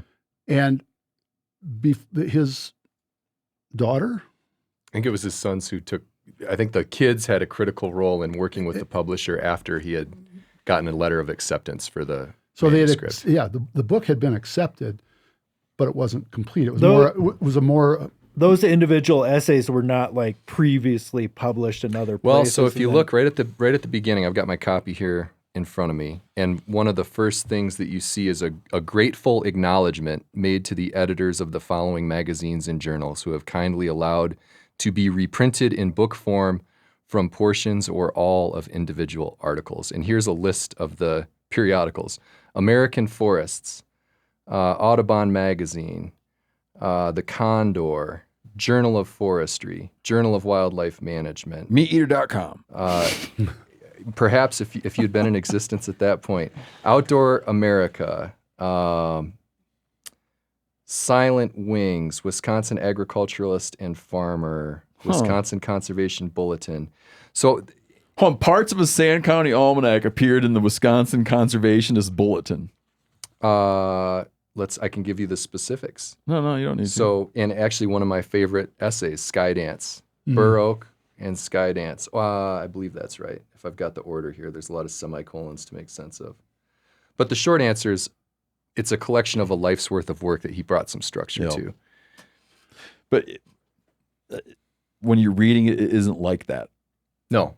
I read it without knowing that. I read it like a dude sat down and wrote this book. Do you know what I mean? It's not like, you know, when you get a writer you like and you read all their work and then you're stuck reading the book of their like letters and correspondence and how it's terrible. This is not that. No. Right. No, it's really a lifetime of work, and I think that's one of the beauties of it. To me, the most beautiful thing is the first sentence in the first two sentences in the foreword. There are some who can live without wild things and some who cannot. These essays are the delights and dilemmas of one who cannot. The delights and the dilemmas. Yep. And then the rest of the book just goes from there. So divided in three parts. As a young man, a 16-year-old, walked into the high school library, and our librarian, I'm sure I was going in to study or something and not talk to girls in the corner or anything. But Miss Hendricks handed me the book and said, "I think you'd be interested in this." Really? How old were you then? I Or, I'm was- sorry, when was- was this? When was that? Well, a long time ago. It was 1975. The book had just come out. He was still writing it. It was a new release. Well, it wasn't, it wasn't immediately like this iconic. No. Not at all. Yeah. That's why I was, I didn't think you were a teenager in 1949, but I was kind of curious because it was a slow burn up until the early 70s, late 60s. It was the late 60s, like 69, I think, was when it was published. In 68 or 69 is when it was published in paperback. Yeah. And of course, that coincided with the new environmental movement that was happening. And so it became, incredibly important and really spoke to a lot of people. And it has sold millions of copies. In a bunch of different languages. So Yeah, so I wasn't reading it when I was, 1968 or 69. I was 9 years old. Yeah. But in 1975, to have Miss Hendricks, who was our librarian, hand this to me and say, you seem like kind of guy who'd be interested in this or something. Yeah. And What a compliment. yeah, Totally. well, That is a great compliment. I think she was really searching for some way to get me moving along a little more. And at that time in my life, the first part of the book, which is the phenology of our area, really, where he goes through the seasons and he talks about these different things. I was just fascinated by that because he was giving voice to things that I don't know if that I was thinking about them, but I was certainly experiencing them. You know, I was 16 years old. We were going hunting, and you're hearing this different stuff, and what's this and what's that, and I had Karl and I were talking about this earlier when we were having breakfast. That I walked along with my grandfather when I was 8, 9, 10 years old, and with a bucket of paint and a paintbrush, and I was marking. He was telling me paint that one, and I put these. And so I was having this Marking trees, and I was having this experience that I didn't think about for another, 50 years, that my grandpa was teaching me that, whether he knew or not. But I remember, as every 8 or 9 year old kid would ask, why? Why do I paint this one? He says, well, we're going to cut that one. And then why are we cutting that one? I mean, that was one of my earliest experiences with that sort of thing. And then spending time on the farm with my dad. So by the time, I would butt in on that because it's interesting that you had that because you came from an agricultural family and that you had an introduction to conservation thinking like that, like landscape care, landscape manipulation. I would say that I was completely unaware of anything surrounding conservation, the conservation movement, until I read the Sand County Almanac. I was raised with the get it while the getting's good. Yeah. Yeah, I get it. Again, man. like my dad was like brought up in a house where they spoke Italian. He was raised by Italian immigrants, born in the Great Depression, right? These people aren't coming from Italy to be in the Great Depression To and not being get like, the turkey. son, these trees, right? It's just like it was get it while the getting's good was the attitude. Yeah. And then I didn't know about any of these even thoughts until I read a Sand County Almanac. So it's like to have an upbringing where he was at least talking about something you've been exposed to, that you picked this tree and not that tree is cool, right? Oh yeah, and you know that because of the number of times you visited, my family, the reason they came from Germany in the 1850s is they were looking for a place to set up sawmills, and they did over there on Duren Road. And then Duren Road. And who knows whether the was already named Duren Road or not. But the property that we own, they bought because it had timber on it. Yeah. My people weren't really farmers. They were sawyers. So my great-great-grandfather, my great-grandfather, my grandfather all had sawmills. And they, it's not like today where you're going through and you're just ripping. You can go through a lot of trees in a hurry. They were being selective about it. Leopold speaks to those people. At one point in the Sand County Almanac, he's like talking about an axe biting into a tree. Yeah. And he does a history lesson. Flap! Right? Out flies a chunk of the tree, and you think about the growth rings, and he walks you through where you're at, and you take a couple more whacks, and where you at? A couple more whacks. Oh, is it a saw? Oh, is it strokes of a saw? Strokes of a cross. Halt, says the sawyer. You're right. You're right there. Oh, I got it. As that saw bites into that tree, he walks you back into time as you go into those growth rings, right? It's a saw, not an axe. Pulling that saw, with his partner on the other end. That kind of exposure is not something that you think about at the time. It's just happening to you, right? Even now, identifying trees, I can't explain. It's difficult for me to explain to people that that's a red oak, that's a white oak, and here's why. It's because the way it is. Yeah, it just is, right? When you see it. Yeah, well, I mean, pretty much everything in the woods is like, That's just the way it is. Well, right. Well, actually, my dad always used to say that's what they call, and then insert whatever there. That's what they call. But had those experiences, and I guess didn't appreciate them. It was more, or didn't understand that there was a lesson being taught. And I don't think it was an intentional lesson at all. It was just, this is what we do. Yeah. And a farm was carved out of that land. And, to this day, the farmland is 100 acres or 60 acres of pasture, and there's 240 acres of woods. And so I remember my father telling me 15 years ago, you remember when we did the cutting of those big trees, this was one of these ethic things, right? We were sitting there as I had gone through the management plan, the shelterwood harvest, and I was talking with him about it, and he looked at me and said, well, Douglas, I know this needs to be done. I just didn't want to be the one to do it, which was meaning he didn't want to be the one to kill those big trees. Because he's 90 years old at the time, and he grew up with them. I've had that conversation with Yanni. Oh, killing oak trees? He doesn't want me to kill the trees on our place. Just cutting into them big old oaks, man. Yeah, here's the thing about that. One of my favorite lessons from Forrester was the trees kill each other. That over time, the bigger they get, the fewer of them there are. And that what we're doing in our timber stand improvement process is we're selecting for the better trees. So I can support you in your timber stand improvement.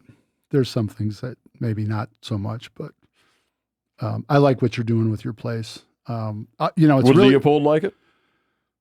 Oh, I would never expect to speak for Leopold, but I think much what Yanni's doing is Leopoldian. I don't think Leopoldian. I like that. Well, I think I would certainly fall in like the greater than rather than the lesser than category. As most of what I'm doing, he'd be into. I think you're right, and the part in all of us, right? So here I am, 65 years old, sitting here talking with all you young bucks. Oh, one sec. For folks at home, Yanni has taken a property that he's spent his life around, and his family has deep history, and he's improving. He's taking steps to improve it as wildlife habitat. Particularly, he's trying to attract big giant bucks and squirrels. Yeah. No, not squirrels. Anymore. It started, I'll be honest, 2 years ago when it started, I would have said that's correct to say particularly big giant bucks. But 2 years into it, it's just improving wildlife habitat. Yeah. And when I dog on Yanni, I'm joking. I know what he's doing. He's learned more about. I've never done that project. He's studied up on it, right? I'm just teasing, cool, man. Yeah, no, it is. It's fantastic what he's doing, and I think what Leopold would like is that you're thinking, you're adapting, you're managing, and you're looking at that bigger biotic community. And I think that's the part of the thought process that I was learning and didn't really understand it. So then I'm 16 years old and I read this book, and boy, that first part, the phenology, was just fascinating to me. Then I got a little older and I traveled a little bit, and so the central part, which sketches here and there, where he's talking about these different parts of the country where he visited, and the different experiences that he had in there and how they were beginning to shape. But all through it, you can hear that these essays are the delights and dilemmas of one who cannot, about wild places. So you can see what he's going towards. And then at the end, it's the upshot, the land ethic. And he says somewhere in there about, I don't pretend to say that this is something that I've known all along, that this has been the evolution of a life. It's something that's learned over a lifetime.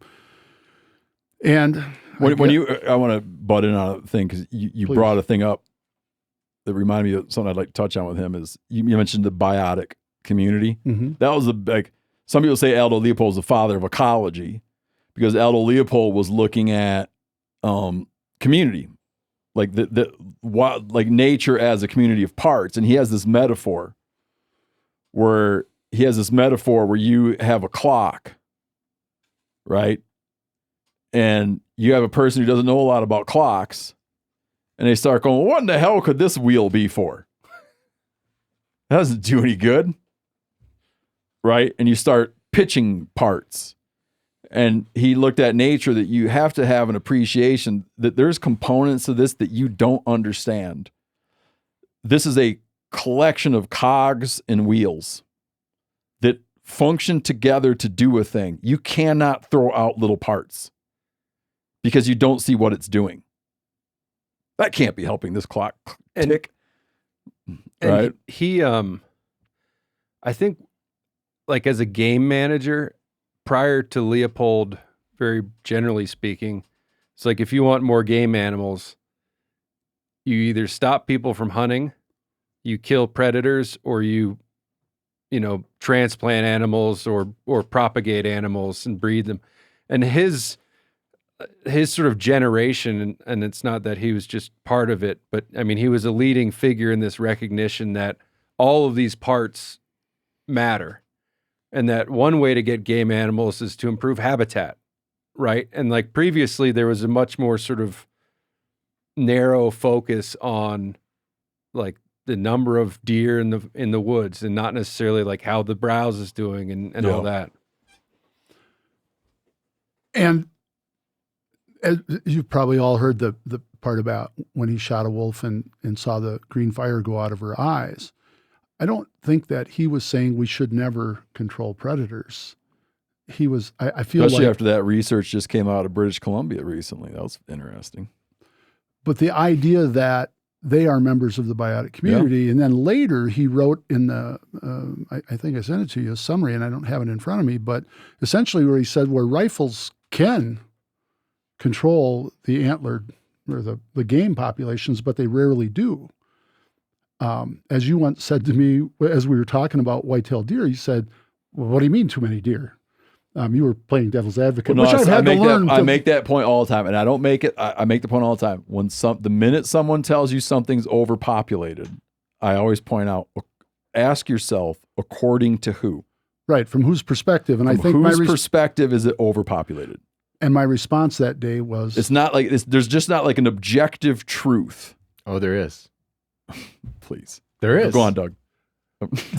Leopold told us what it was too. There's What an is the objective thing? Lay it on him, Karl. Right versus wrong. Okay, what is it? A thing is right when it tends to preserve the beauty and integrity of the biotic community. It's wrong when it tends otherwise. And so if you have the land telling you there are too many deer, if you have the ecosystem telling you that there are too many deer, objectively there are too many deer. Okay. As opposed to somebody who's like car insurance companies. Yeah. or Hunter saying, HOAs. The biotic But it's not a community. number like 50,282 deer. Go on, Doug. Right. Yeah. Do you Too many deer. take a stance there? too many. Absolutely. You're absolutely right. And that is what he was getting at in all of that. When we had that discussion, I said, well, how about from the perspective of the land? Mm-hmm. Or something to that effect. And you're like, And I understood the position you were taking, but that also goes to the biotic community. When we see ourselves as a member of the community, we'll treat it more lovingly, as opposed to that, the first quote you read about, or one of the first quotes was that we are the masters, the Abrahamic, that it's here for us to exploit, essentially. That when we see ourselves as a member of it, we'll treat it more lovingly. And that's the kind of stuff that I've really taken to heart. I mean, I want a healthy biotic community. I want a healthy ecosystem, healthy forest. I want a healthy deer herd. I want big giant bucks. When we start boiling it down to my place in my area. And I want turkeys that gobble all day. But when it comes to hunting, like, what was Leopold's, like, what was it about hunting for him? Was it that game was a resource like timber or soil or water? Or was it that game was an indicator of a healthy landscape? Or did he just love hunting, or was it everything? It was all of that. All that. And again, I think that's an evolution in thought. That, as my dad used to like to say, well, it's all part of it. Right. And I think that's my father was very Leopoldian when it came to things like that, right? Well, it's all a part of it.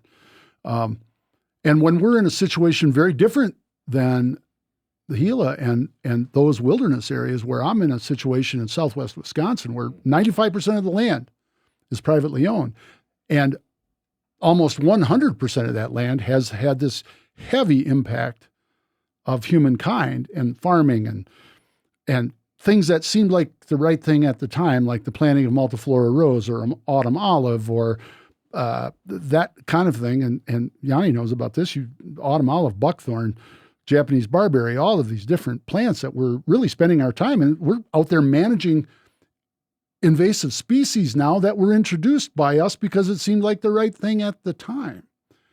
The same agencies that maybe encourage some of that planting are now also encouraging, well, we'll never eradicate it, but the management of it. So that heavy hand of man and, and agriculture and all of that is a real interesting part of this discussion to me. And I think one of the beautiful things of Leopold is that he was both this advocate for these wilderness areas and this wildness, but then he was also heavily involved with private land conservation. That's a great point, man. That he, when I look at my social circle, right, I got the friends, right, that are the last vestiges of wilderness and just like leave it be, leave it be, leave it be. And I got friends that are very steeped in like proper land management. We recently had Becky Humphreys on. Mm-hmm. And Becky Humphreys is like, the ship has sailed, man. Yep. For most of this stuff, the leaving it alone ain't working. Yeah. We need effort, money, time put into active land management. Leaving it be is not helping. Right. And it's like, here's this guy that at that time saw that these things are like, was able to sort of see the world and these things that were like these two different conversations that needed to happen depending on location. Right.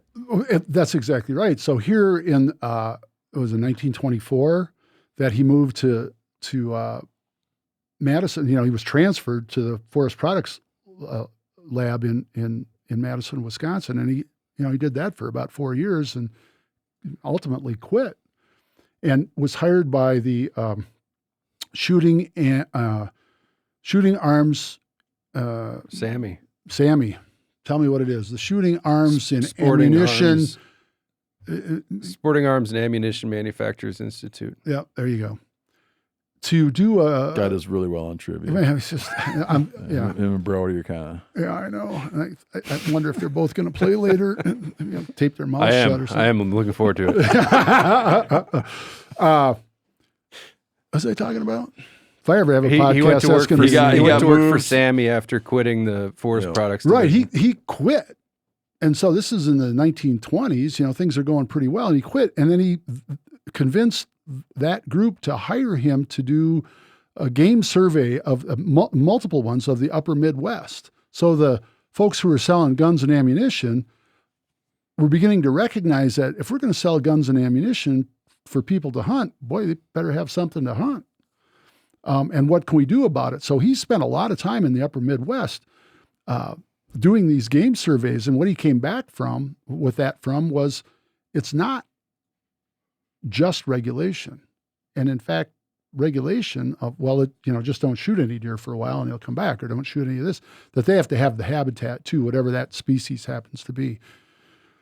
That they have to have that habitat. So let's start to work on that. And then, of course, in the 1930s, when the Depression came and the things like the Civilian Conservation Corps started, and the Soil Conservation Service that we all know as the Natural Resource Conservation Service now, and the programs that Becky Humphreys was talking about, the Farm Bill stuff like the Conservation Reserve Program, Conservation Stewardship Program, EQIP, all of those things. The precursor to that, Leopold was involved with that on private land. In between Madison and La Crosse, there's this place called Coon Valley.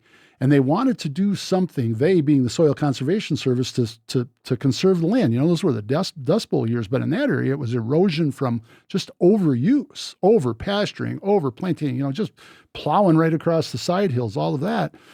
And so the Soil Conservation Service, using the CCC, started to help farmers to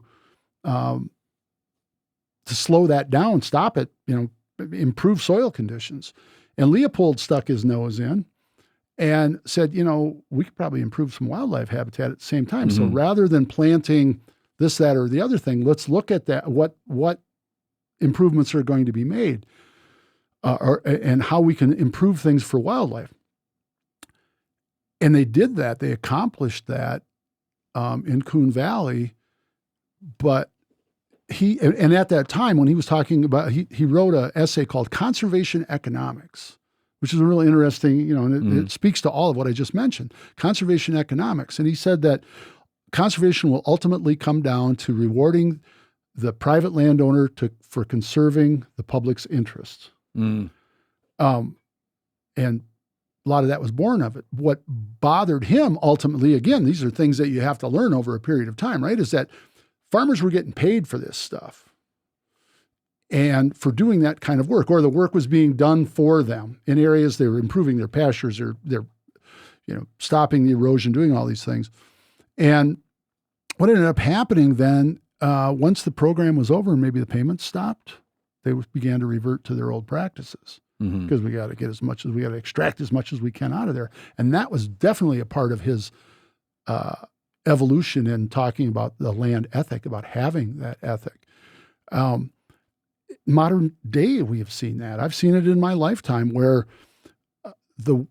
if you would have done some of the farming practices that I've seen in our area on those side hills and people doing fall plowing, people would have called you out on that when I was a kid. We don't do that. Big buffer strips, and you always rotate hay into it. But now it's corn and beans on a lot of those areas. And they've improved some of the soil conservation practices, but land that came out of CRP, marginal, highly erodible land that's come out of CRP and went back into corn or beans because there's more money in it, in planting corn and beans than there is in having it in a conservation program like CRP. So that's where he begins to, in the last part of the book, the third part of the book, that speaks to me more now at this later part of my life about conservation philosophy, and having a land ethic and seeing myself as a member of the biotic community. And I've had all this advantage in my life where I'm the steward of a property that's been in my family for 120 years. It's easy for me to stand there and think about my dad, my grandfather, my parents, my grandparents, my great-grandparents, and them being on that land. And, the plane goes down on the way home and that land is still there. The land abides. How do we influence how that, because it's been so, I was going to say negatively influenced, but that's not necessarily fair. It's been so influenced by the presence of man. How do we going forward do the best thing that we can for the land? How can we honor the past while we plan and implement in the present to do the best we can for the future? Summed up in, it's not ours, it's just our turn. I just can't tell you how important the essays of this book have been to me. I've been reading through it again, knowing that I was coming on, and I kind of forgot about that, or how he makes these points. A lot of quotes, one sentence quotes, but it's the whole paragraph. Yeah. That's important. When you look at just this revolutionary figure and understood all this stuff so well, it does make you question current prohibitions on cousins. He,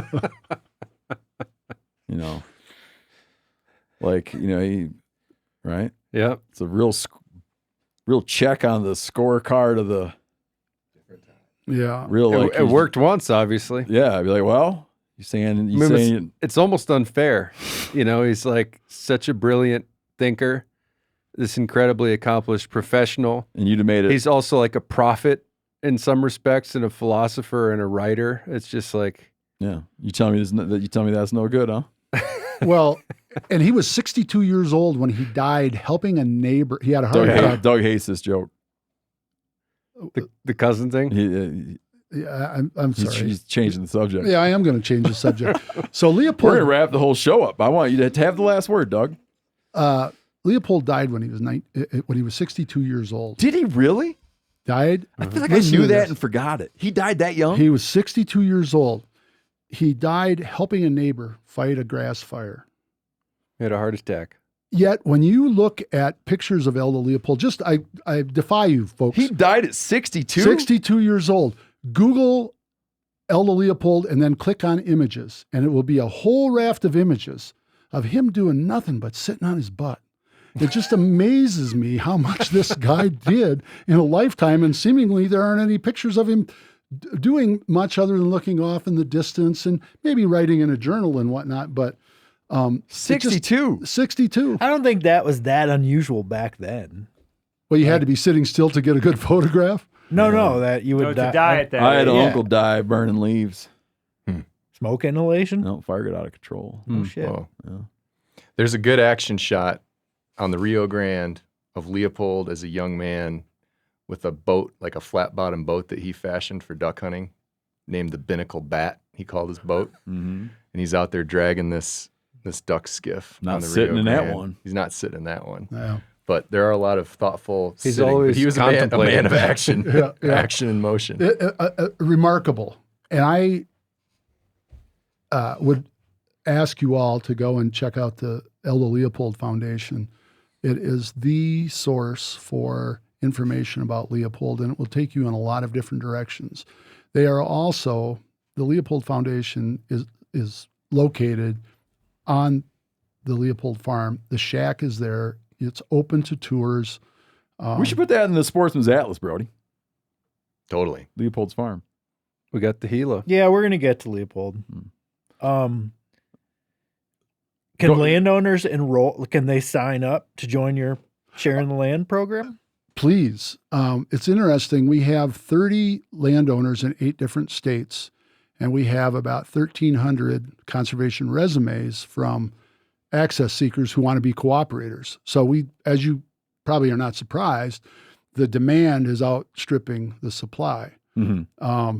And landowners, one of the things that I would tell you is that it's very much your what you're able to do is offer access for the things that you are you don't have to offer access for everything. But it's like conservation related. It's not like shoveling shit and Well, it can taking be. out the trash. It can be. What I've noticed about most of our landowners is that they're real interested. The ones who are interested in sharing the land and are part of sharing the land are very engaged with their property, very engaged landowners who are interested in spreading conservation education. And, the truth is that there is a big need to get things done on projects. I got a list of stuff at home that we're going to be getting busy on. Does with some of Steve my ever folks. pitch in when he's there? I got to tell you what, Steve Rinella works his butt off in the very short period of time usually, but he gets he gets more done than most people do. We had an elm tree right by the house break off, and it was just a mess in the yard. And he got after it. I'm To a the point, Tasmanian devil with that That's just chainsaw. because all the windows there's no more windows. Or No more windows to break. yeah, and the kids helped out. Jimmy mostly. The other two, they come along and. But they feel that helping is being in the vicinity. Well, they can run. They can run for help if you need it. So that's Like if you're it. like doing a chore, they feel like I'm just going to kind of play like by the chore area. Right.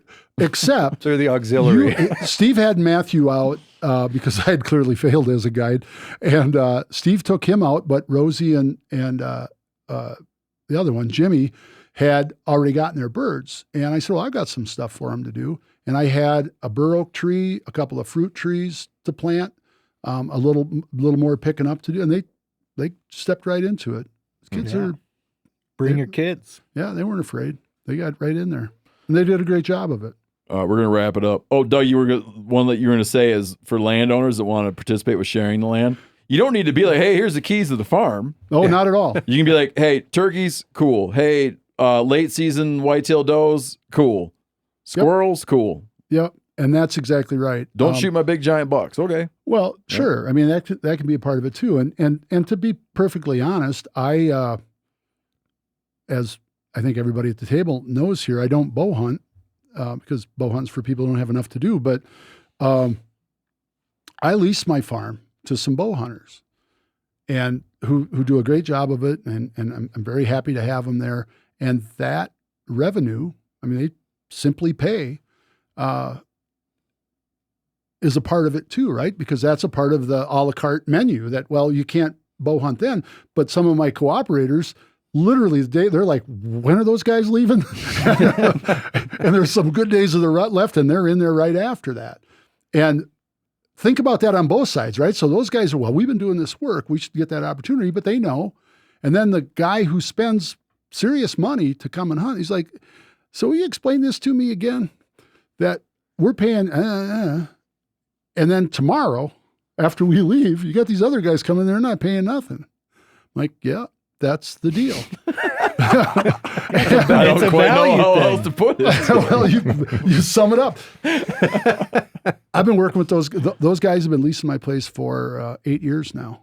And that has been, and then when we come in, now the gun hunting, all hell breaks You hold up your end of the deal, though, man. Like, you have a window of time that they want to hunt carved out, and they hunt it, and nobody else hunts it before them, and they get that period of time. Yeah.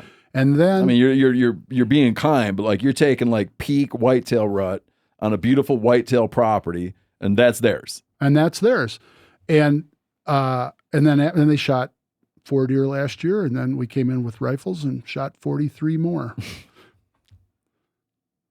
And you wouldn't know it from looking at it this spring. No. It's like, oh my God. Well, that's a whole. There's a million deer in that place. That's a whole other thing. Yeah. At our I just want to put this in, at our CDAC meeting, the County Deer Advisory Council, which I'm a member of, we actually had someone come in from the public, and we had public comments, but online, but somebody came in from the public, and he was nice guy. I've had other conversations with him. He goes, I don't understand why you want to kill all the deer. Why do you want to kill all the deer? And it's not what we're trying to do. We're trying to give opportunity, as much opportunity as we can, because we have a lot of deer, and 95% of the land is privately owned. And if you don't think that you have enough deer on your property, then don't kill many. Mm-hmm. It's a pretty simple premise. All right, man, we're going to wrap up. Thank you, boys. Thank you so much. Karl Malcolm from the U.S. Forest Service. Glad to be here. And Doug Duren from Casanova, Wisconsin. Casanova? That's what I like to call it. Yeah, that's what you like to call it. Casanova, Wisconsin. And please go and check out the Aldo Leopold Foundation. Thank you very much.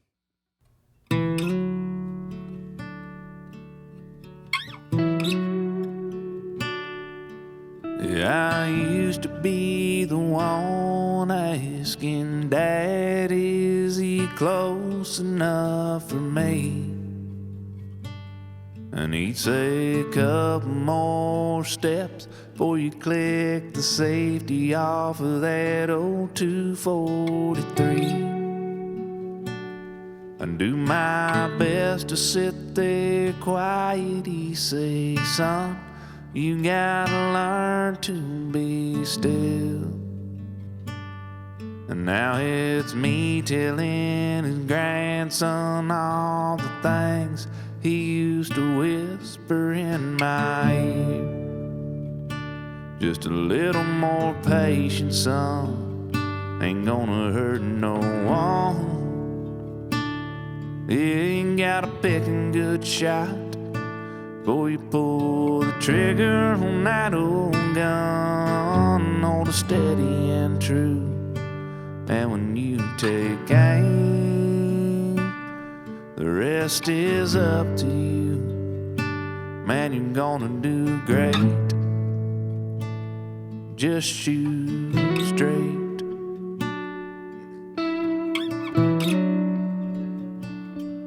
Now my daddy's up in heaven One day I'll be up there with him looking down. I hope we watch another generation showing the next one around. And they walk through these Ozark woods and they teach them everything they need to know. Because they learned it from their daddy, who learned it from their daddy, and the story goes. Just a little more patience, son, ain't gonna hurt no one. You ain't gotta pick a good shot before you pull the trigger on that old gun. Hold it steady and true, and when you take aim, the rest is up to you. Man, you're gonna do great. Just shoot straight.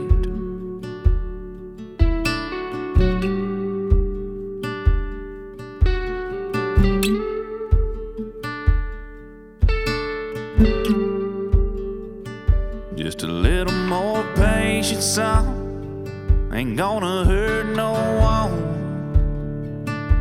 You ain't gotta pick a good shot before you pull the trigger on that old gun. Hold it steady and true, and when you take aim, the rest is up to you.